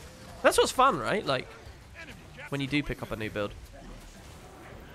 Thief is playing really bad. Unfortunately, their enemy Thief is... a bit of a dead weight. And when I say a bit, I actually mean an extraordinary dead weight. We got the support chrono on us. Look at these freaking boons we've got, man. This is crazy. So he goes down the prot hollow. This is just like a meat grinder for any of them. We give this guy pills with CCs. Use the 2. Here we score a kill here. Because we have high power still on Paladin, we still score this kill from our vampiric presence. It's just we gave it to our ally, who then procced it. So we have to dodge this treb. I did it too early. I was looking at the wrong side. I don't actually mind that. Being trebbed when you're not even in combat is fine because you regenerate your health very quickly. And obviously you can just walk out of it. Treb is ready now. Now that the devs have put this AoE red ring, Treb is ready for a buff. I'm looking forward to it. I want the instant stomp buff. Come on, man. You can do it, ArenaNet. This map would become so interesting the second they do that.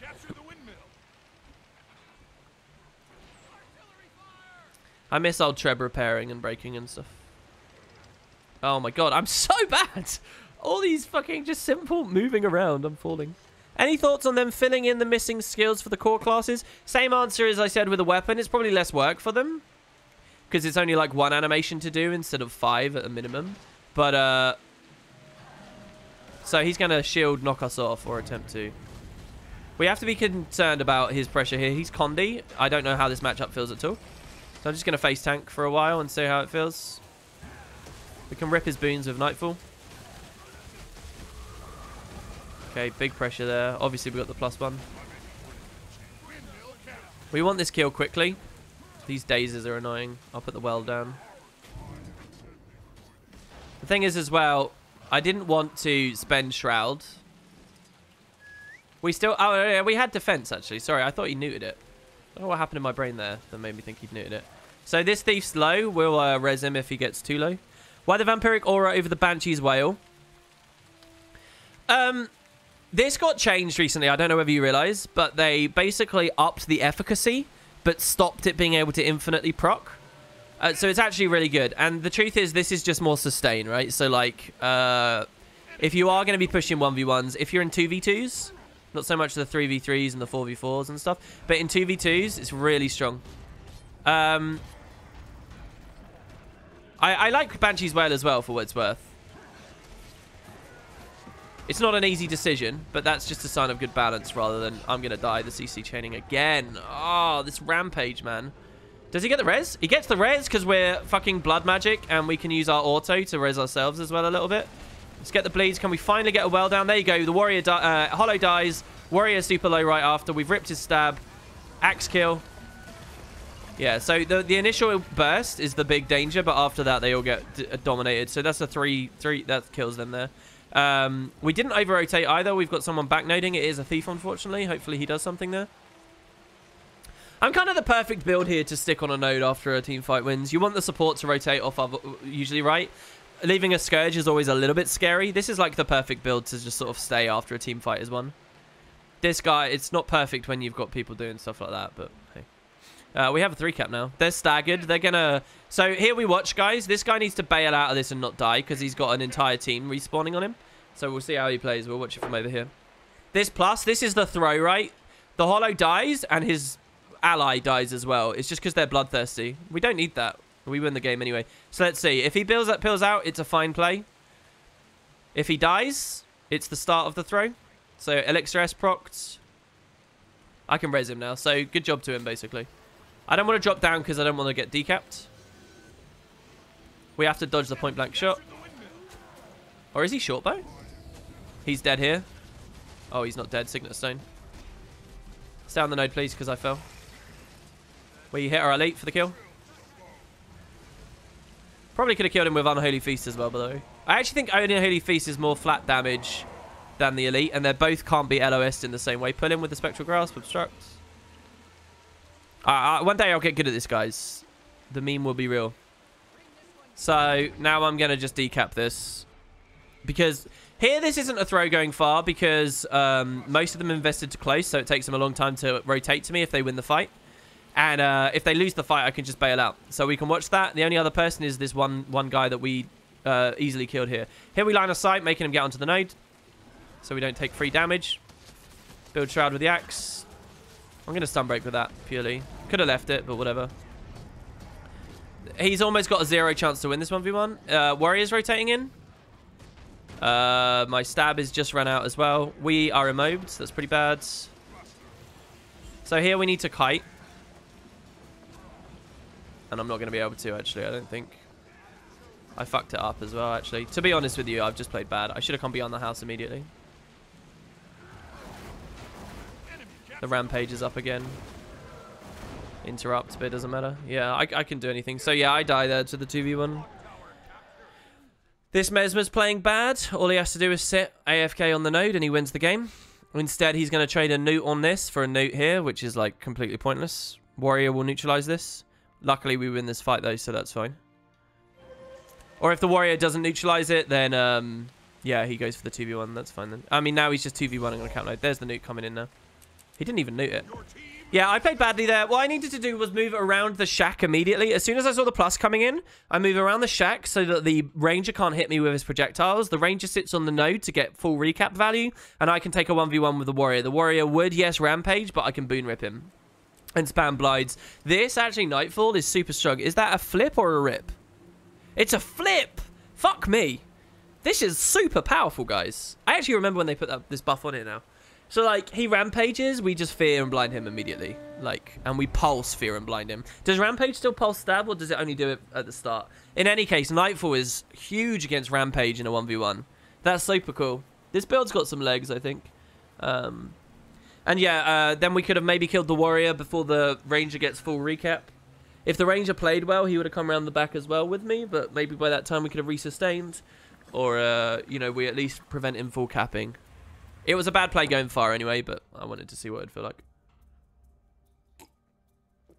ANET is streaming shortly, are they? Why am I using Spectral Grasp? Because it was buffed, its cooldown was nearly halved. It pulses, but not for the full upkeep. Really? It pulses at the start, but not towards the end. That's interesting. Yeah, happy April Fools, guys. I don't actually have an April... I can't believe it's April Fools. I was going to do a certain April Fools joke. I totally forgot about that. Oh, well. Next year, I guess. That's 2 years in a row I've forgotten to do that now. Is it a good time to get back in the game? Absolutely, man. Absolutely. Why is that a question? They haven't stopped putting content in. They haven't stopped developing for it. The community's still huge. So here, he is likely to be on another amulet. Here, he got... I missed the dodge. Here we get our own alacrity from our well.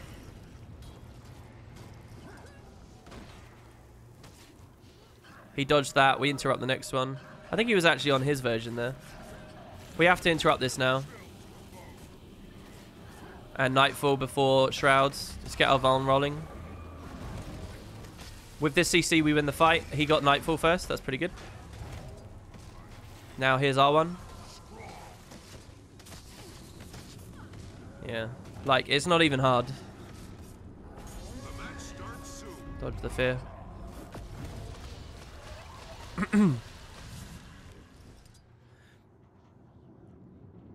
Yeah, the stream timer says 15 hours. Yeah, I'm guessing it's going to be a while away. I had walk toggled on there, by the way.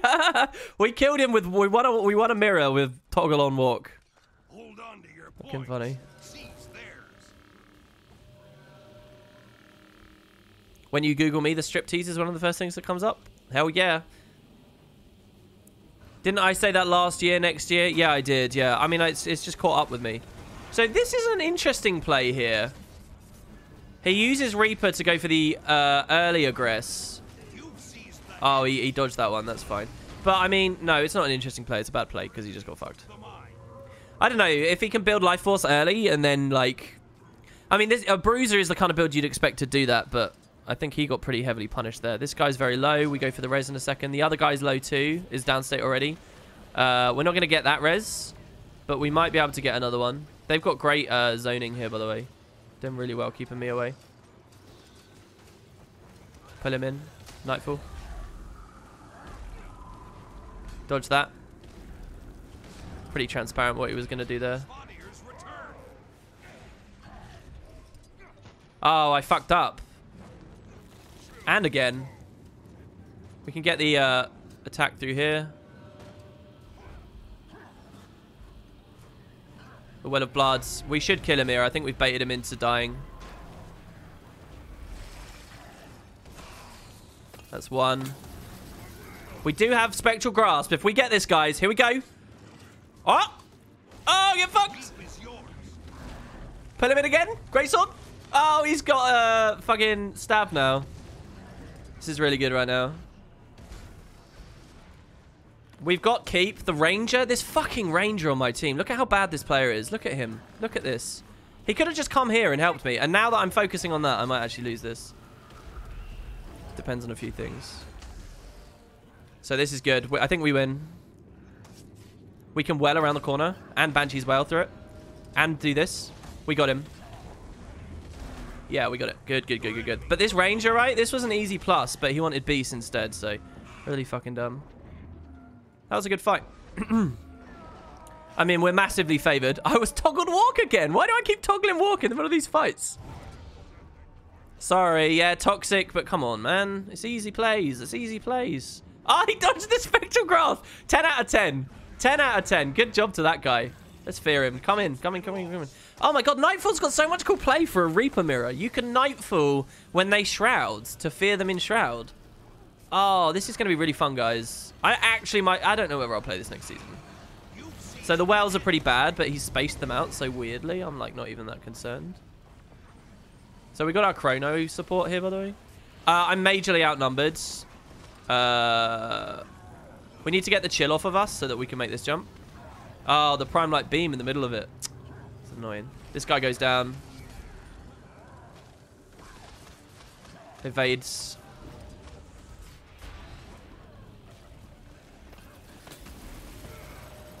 Our daze there was bad because he was already knocked down, so we just basically... Oh, we interrupted the 5. That was so good. He used Corona Burst, and then we used Axe 3 to flip it into Fear in the middle of his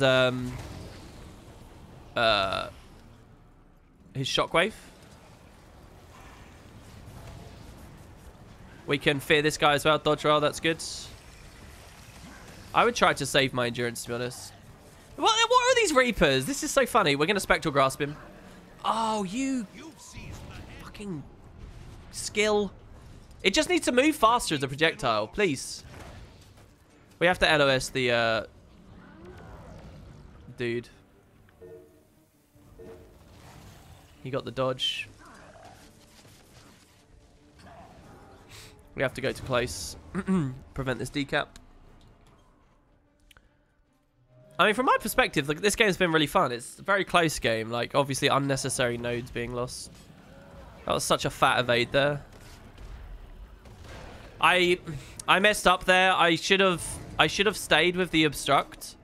Just random ass Prime Light beams. Here we can use this well because its cooldown is so low. It will be back up next time we need it. I mean, terrain is just so powerful in this build because you can use... Oh, he landed his Chrono Burst, did he?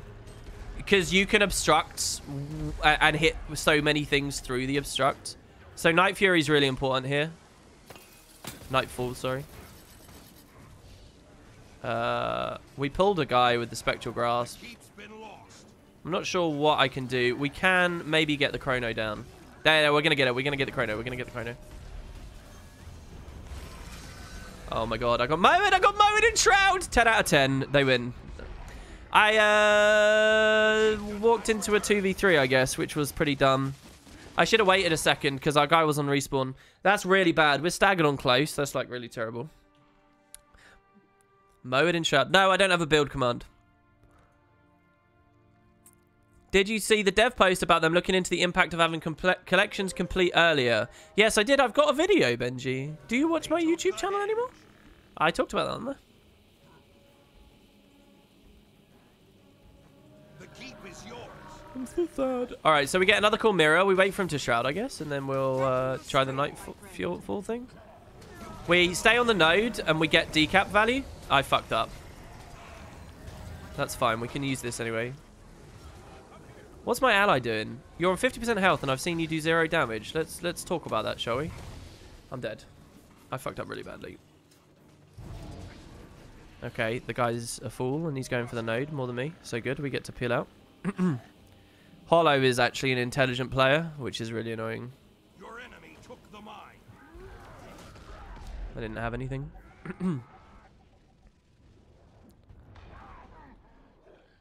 Damn it, I spent all day watching VODs. I missed your YouTube. No worries, dude. Why is the Microsoft Paper character on the Guild Wars 2 wiki? Oh, is all April Fool's stuff starting now already, is it? This is a close game. I've no longer been making anything worthwhile. I'm not going close anymore. I don't trust any of my players to do... It's tricky. When, I mean, what's my rotation opportunity here? I guess... But I go far, I will get 2v1'd here.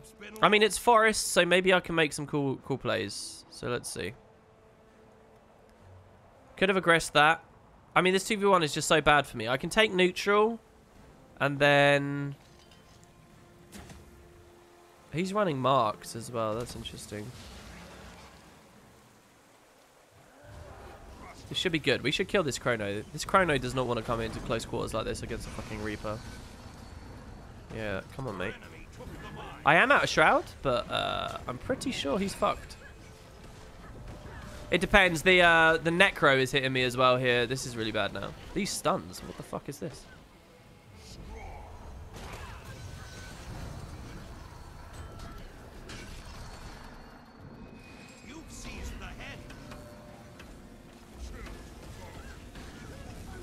No, I don't have anything. Not with both of them hitting me like this. I can't believe he's still here. If I can get that well before this, that's pretty good.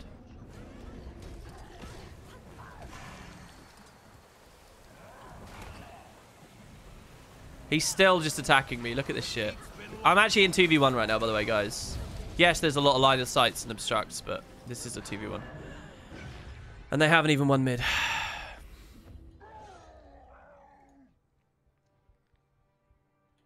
It's tempting to want to split rotations when you're behind, but as a power necro, you just need to go wherever most of your teammates are, even if they're outnumbering.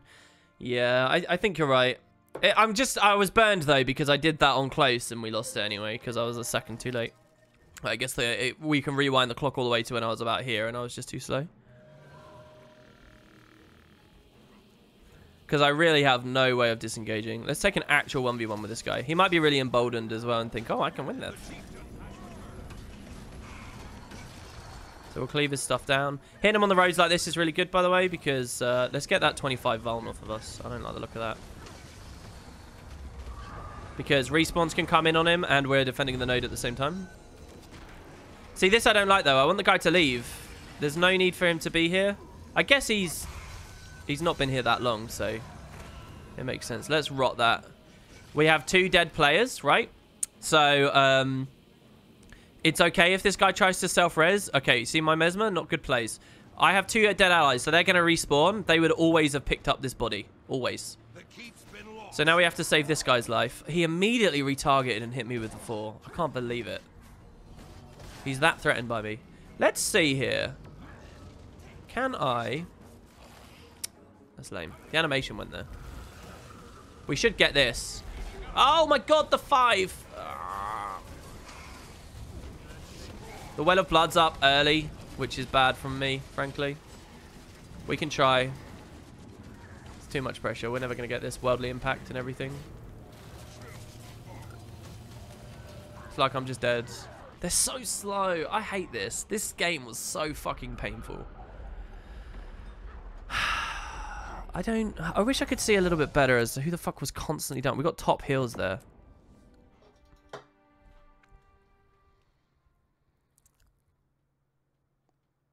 Alright, I'll do one more, guys. Chat seems pretty fucking dead, so I think I'll do one more and then we will end the stream and I'll go do some other stuff. Since I've only just really gotten up, I'll do some other stuff. If anyone wants to talk about anything, let me know.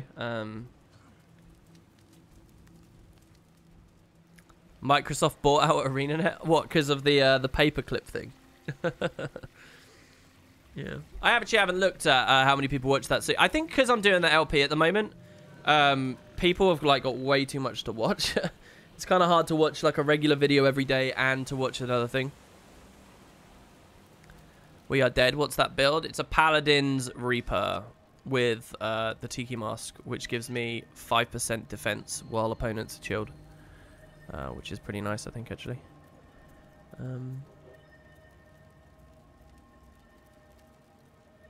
You cannot kill what is dead. You're rolling a joint and watching the game. I'm doing good. I've got to figure out what I want to do for the day, but I'm doing pretty good. I've just noticed I've got a missed call from my brother, so I'll need to check that out in a second. Give me more of the LP. Yeah, I know, but it's like... Like, Balance with Boots. Guys, we produced an hour-and-a-half long podcast that was fully edited with all the skill facts and stuff on it. Like, that wasn't a small video to make. But Balance with Boots' viewership is dropping quite heavily. And I wonder whether that's because no one respects what we have to say about Balance, which is fair, and maybe.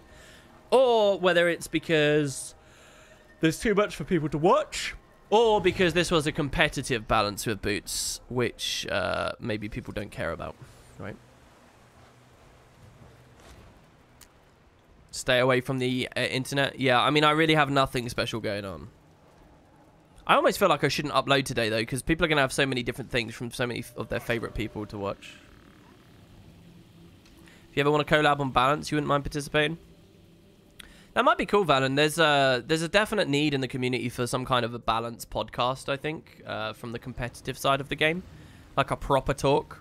Like, people do little patch reviews, on stream, right? Like, they'll stream it and they'll say, oh, here's what I think. But nobody goes into any kind of depth at all. They'll give, like, a small, quick, brief, glancing impression and they'll move on. But there's, like, a ton of discussion you could get out of all of it. Yeah, people don't sort of... unless I play a lot more or whatever, I think people aren't going to care too much about what I have to say competitively. So I don't know whether I can really be that. So like a podcast where there's lots of people who play it a lot, right? And are recognizable names as people who play it a lot, like yourself. That could go quite far. People would really like that.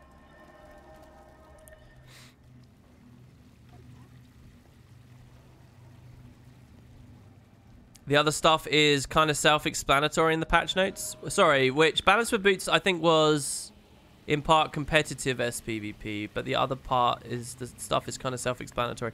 Oh yeah, what, where I just do like a patch video?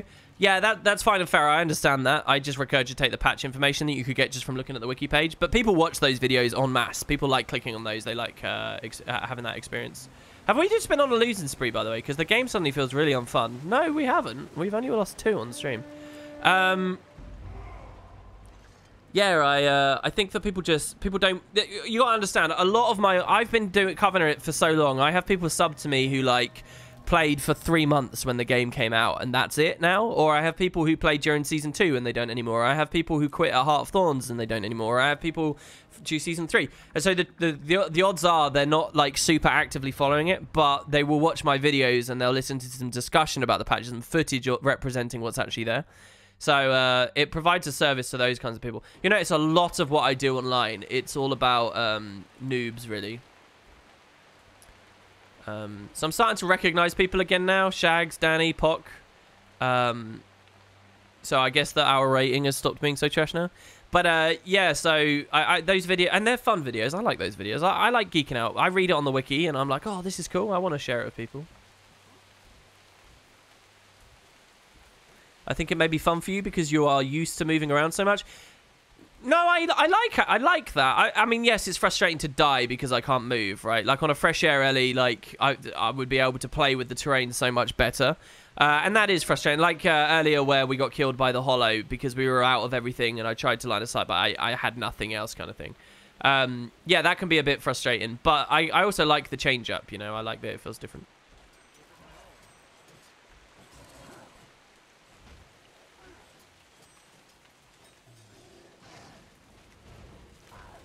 So my warrior, I don't think is playing very well here. Oh, you got plus. What? Why was I the one that got frigging mage baned? Bugger off! I'm not even fighting.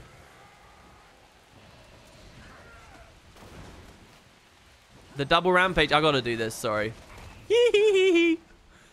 Okay. It looks like it pulsed the whole way through.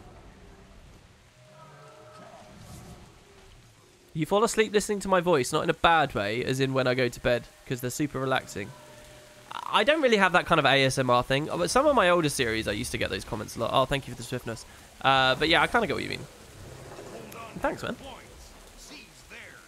Didn't you say something about showing something about SAB? I was just going to play SAB. I was going to show off the race, which is in a video online anyway.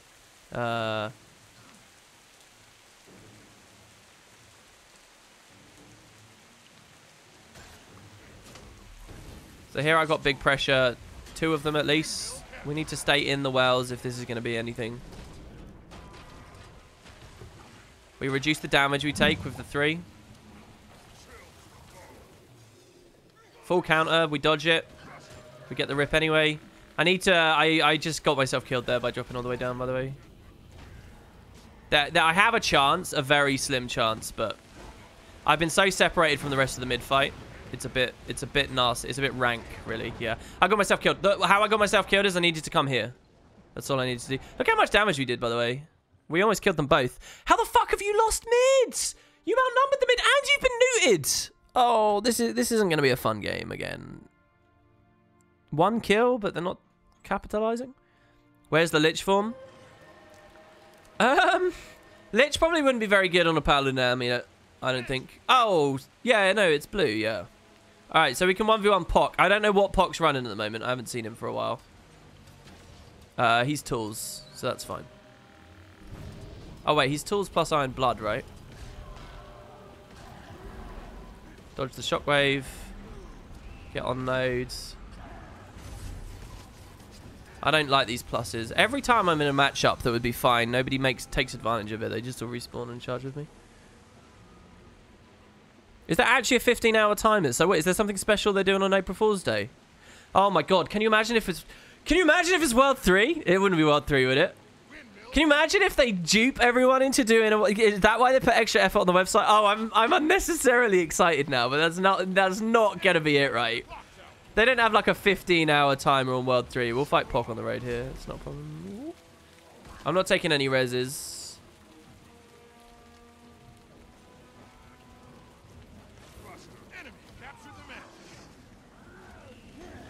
Get back onto Pock. We're going to res, possibly double res if they die together. Be really good. Good damage, good damage. Here comes the res in a second. I cannot use this well just yet. There it is. Interrupted with the full counter. It's not a problem. Okay. Good. All right, we win this. Let's push to mid now. Quick. Nice dodge. I procced his deja vu there, unfortunately. We have to kill that defender before it fucking rolls its face on mine. Have to get out of the shade. We're not going to get that neutralization. Suiciding is not a good idea. Look at all this combi pressure, man. Holy fuck.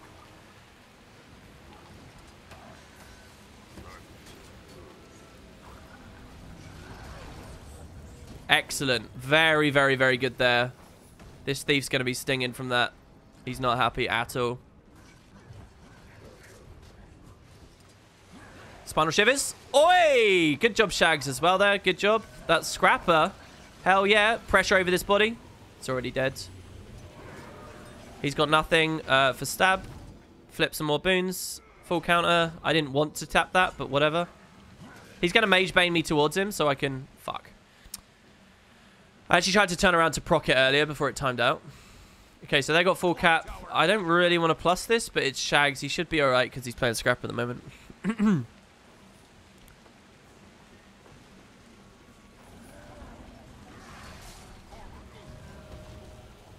4-4. We'll wait for his second one and then we'll interrupt it. There you go.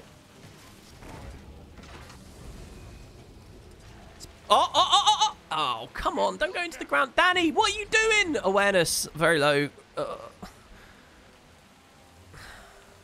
Alright, he's resustained. And they've lost mid. I don't want to leave Shags there like that. I'll backnode so that he can push up. I guess? Question mark. Hungry bottom dead on far.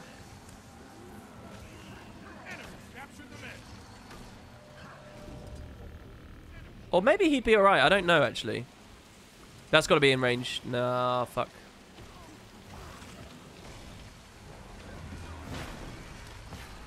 Alright, he's clearly backnoding. Fine, I'll leave you then. If you think that you've got that 1v1. If I see you lose it later, though, I'll be really upset with you. You just push to mid. That would be really nice.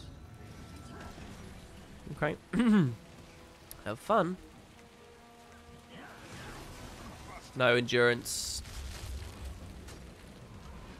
This is pretty bad right now, by the way.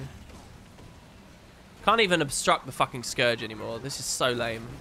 Can't believe the devs did that. Going into Shroud against the Rampage flipped his stability into Fear.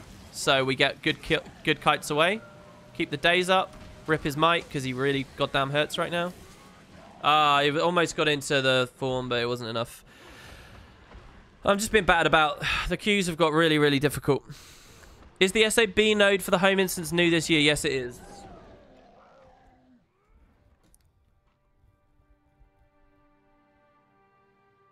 WP's idea for the Toad as a rabbit skin was actually gold. I wish they did that. I'd buy it. Yeah, a whole set of Super Adventure Box mounts would be really cool, wouldn't they? I'm like totally setting myself up for disappointment. Can someone just confirm to me on the ArenaNet stream right now, is there a countdown saying 15 hours?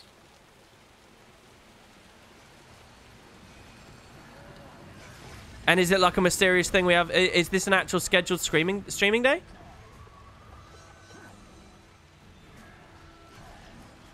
None of these have landed. Not a single one. It's not a scheduled streaming day. And it's on their Facebook. And what do they say? What have they got on it? No way. I've got to take a look at this. I want to get out of this queue. This isn't fun anywhere at the moment. We got double cap. No thanks to me. I'm going to push this to res it. Don't die. Just give me a second, please. Give me a second. We can win this fight. We can win this fight. Come back. Come back. No. Pull in. Oh my god, bro. Bro. Zero pressure in awareness. I could have used the spectral grass.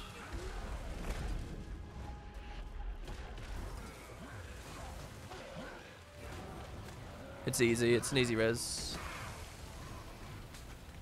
He's in S, so I'll take this neutralization. I'm not actually going to full cap this. I'm going to just newt and then leave and go back to mid because we kind of have to. If I'm not getting value out of my skills, it's not any good at all. Get ready for a special April 1st Let's Play. Oh, never mind then. That's fun, guys. Never mind.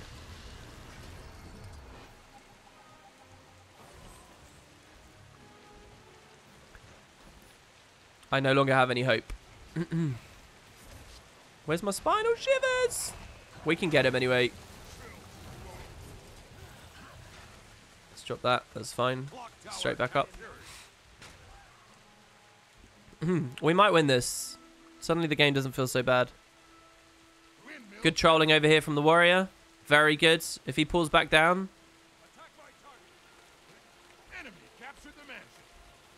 I'll turn this into a 2v2. Why? Because I think we're favored in it.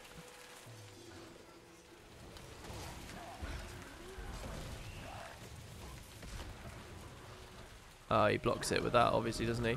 Warrior will fuck me up, so I need to play very far away from the node for a second.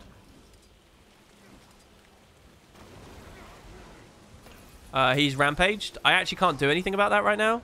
We will go for the res. Oh, no. I kind of... I'm not contributing enough right now. Okay, good. We give him reasonable pills. As long as he's the one being pressured, I'm pretty happy. Thief's low. Okay, we'll take the res. Good. He's fucking sustaining like a champ.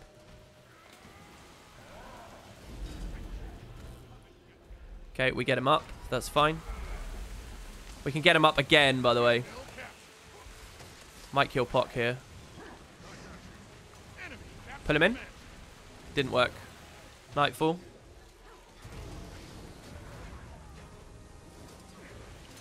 And this is why we run Well of Blood on the hill. Here we go. That's the double blood. That's the double blood res. Thief's down. 2v3, bitches. 2v3. Let's do it, Viceroy. We're getting the plus in. That's good. Cast this in front of us because Pock's going to walk into it.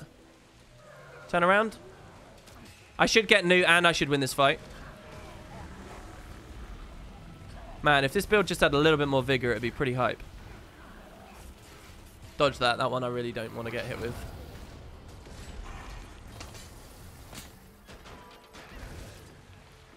We're going to pull him in. We're +1. Never mind. And I'm on this node. This is not good for me right now.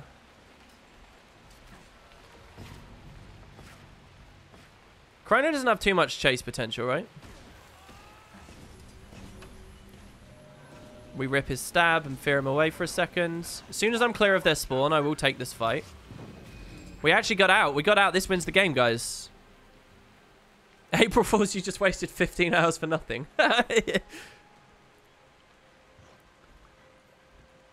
Oh, that's beautiful.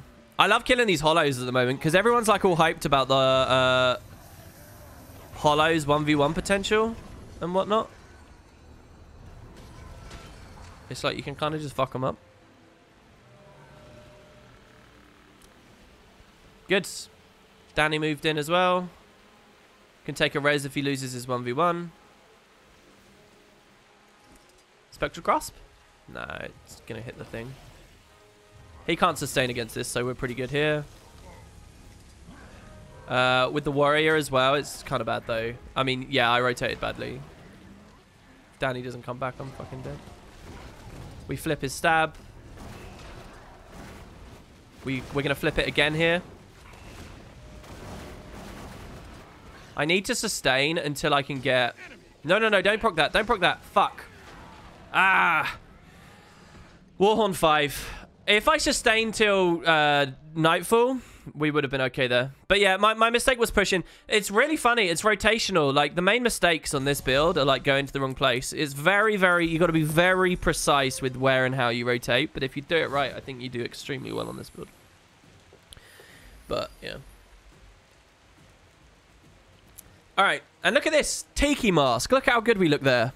Char team, bitches. And this guy did good. Well done to this guy. Alright. So many people coming back to the game in the last week. I can be mistaken. Am I going to do a breakdown of the 15-hour wait stream? I don't think so somehow. Probably not. No. By the way, how do you guys feel my Fashion Wars is here? Okay, so what I'm going for is an Asura. Alright? Tell me how my Fashion Wars is on this Asura. Alright? Wait. Let's go. I wanted to just quickly dip into SAB to run the stream off here as well. So, what do you think of... Oh, it's cool. You can go in and out of the box straight from the lobby. What if I can utilize that somehow? Complete a world while queuing? We'll make the breakdown longer than 15 hours. So, what do you guys think? So, the idea is I come from one of the Ratassim colleges. And I'm thinking about maybe joining the Inquest a little bit here, but not too much. Not too much.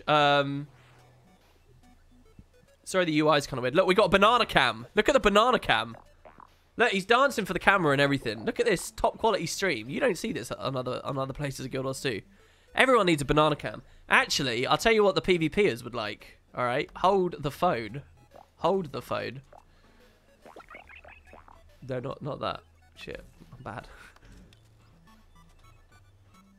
Boom. Where is it? Where are you, bro? Monkey cam. Always important. Boom. Look at that. You guys thought that we need... No, don't move, you stupid monkey. I called him a stupid monkey. There you go. Boom. So, yeah, what do you think of my Fashion Wars? Put a lot of effort into this. WP, the banana is not appropriate for this stream. Monkey cam is every match. I actually kind of want to save this and just like, keep it. Here we go. We'll go big monkey cam. And all I have to do... Should we make this a face cam, guys? Should I start using potato cams again? And we'll just have the monkey cam. Give us big monkey. There you go. There's big monkey. That's you, Caesar. You're the big monkey. You used to have these ugly ears back in 2012. Those were the days. He looks cool. So what I'm actually using here is an outfit. I really want the tonic outfits, but they're so expensive now, guys. They're so expensive. I've got 41 gold, and like, I would need 790 for the silk one. I want to see what these look like, mostly for the LP. I really want to use these in the LP. Because I reckon it would look good for our race where we actually try, but I don't know. The lowest is leather hoodie. These are all race specific, right? They all change based on the race that you're playing. It has some well-defined pecs. Yeah, I was actually looking because I reined the FOV in, right? I was actually, like, the Super Adventure Box looks genuinely really cool. I was looking at the parade and the detail and all the little creatures and things. And it's kind of funny how much there actually genuinely is. But yeah, so there's a race. I'll show you the race very quickly here. It's got 4 minutes left. There's an achievement to beat it in under 5, which I would have got before, but I messed up because... Can we not start it? Where does it start? I thought it started on that hill back there. Oh, yeah, here we go. We're just late. We speak to the hedgehog. Here you go. We'll go small mini-map. Sorry, guys. Count me in. You can start if you're quick. So, yeah, like... you run through. You grab the clouds. You claim the checkpoints. And it's on foot. I actually really like this style of race. I think that the game should have more. Some of the harder jumps, honestly, are here early, where you go for some of these trees. And, like here, you don't get duped by that. You actually make the jumps first time. If you're zoomed in too much, like you can see that I am here, it's a bit harder. Basically, the race gets really easy later when you become the Bumblebee. But this is all new. This is 2018 update, guys. 2018. So what do you guys think the April 1st Let's Play will be? Do you think it's going to be Super Adventure Box at their Let's Play? Or do you think it will be... oh, I didn't even need to go up there. Or do you think they'll do something else, like... a special Let's Play on April 1st. A Guild Wars 1 LP? An alpha build LP? Oh, the demos, the convention demos. Oh my god, can you imagine how good that would be? Energy potions and stuff. Oh. Yeah, they're not going to do that stuff, though. They never care about that stuff. That would be so badass. I don't know. Maybe a Let's Play of the unreleased work in progress World 3 before they had to abandon it. Maybe. Something like that. A sitting in chairs stream. Oh, do you know what? You might actually be right. You're actually probably more right than anything I've said. Probably it's going to be Let's Playing getting the chair sitting collection. Which I have to do with boots still. Actually, I think you're bang on the money, though. It wouldn't surprise me. Am I excited by that? Out of everything I've said here so far? Absolutely. It's the most exciting suggestion that we've had so far on the stream. A Polymock mobile Let's Play? No, that's E3, mate. That's E3. You don't get to see that till E3. That's the big guns. Don't waste that on April 1st. I went the wrong way? Question? No, I didn't. I did go to the right one.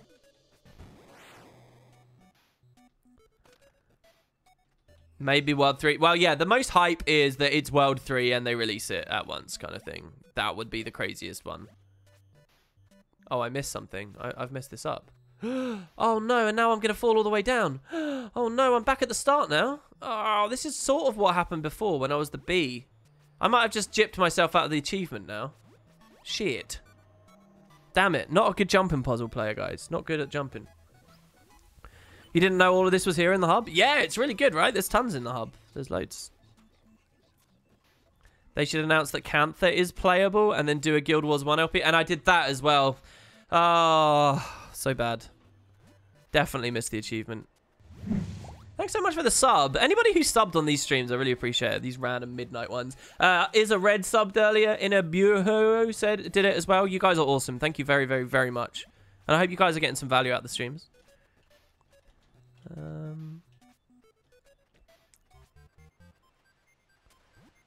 Is 15 hours their usual patch time? What time is it right now? I don't actually know. It's late as balls, right? Oh, all right, I'm done. I'm done. Anyway, oh no, I'm not done. I want to show you the goddamn thing. Hold on, guys. I'm not going to rage quit. Basic Super Adventure Box hub content, and we're failing. I'm always, when I watch other streams and people fail basic jumps, I'm always extremely judgmental of it. Extremely judgmental. But it is a little bit harder when you're streaming, especially if you're nervous. And I'm like really nervous right now. It's terrifying streaming. Very new to it, so it's a bit scary. Who knows what people will be thinking? Oh, I hit my head. Who knows what they'll be thinking? I'm so scared. It's making it even worse now, guys. But yeah, I'm always really judgmental, and I feel kind of bad because I do tend to play shite. It's patch time exactly. Is it really? Oh, excitement levels rising again. Is it actually at patch time that they're doing it? Oh, guys. Reach the finish line. Yeah, it's over. We can't even now. Are the bees just available anyway, though? Even if I'm not racing to them, are they just available? I don't think I've ever bumped my head on that, and we've just done it twice in a row. Patch on Sunday? Well, here's the thing. They don't have to formally patch it. You know, I've not talked to Shaman for a while. Maybe he's discovered all the stuffs, but he's keeping it really quiet. He did a cryptic tweet as well the other day, didn't he? But he specifically said, spoilers, this is not World 3 related, didn't he? So that was probably solved quite quickly. Maybe they found a way to not even have it be mined or whatever. But yeah, there doesn't necessarily need to be a patch. They could just like toggle access on as if we already have it downloaded, I guess. But if that's true, then we would be able to mine it. Which is why I started talking about Shaman.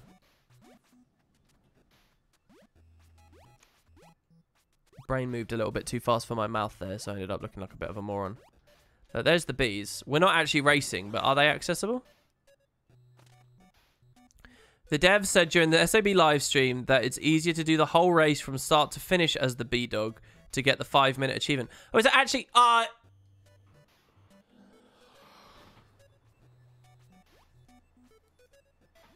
done. I'm done. There you go, guys. That's the stream for tonight. Thanks very much for watching. I hope you enjoyed. I'll show you the race and the stupid bee next time. Or on the next stream, we'll be playing World 3, guys. Am I right? I'll actually be live right around that time. 5 o'clock. That's patch time. I'll be live. So we'll know the second it happens if World 3 is a thing. So that'll be the next time. Catch you later, Jebro. Well, yeah, so I'll see you guys later.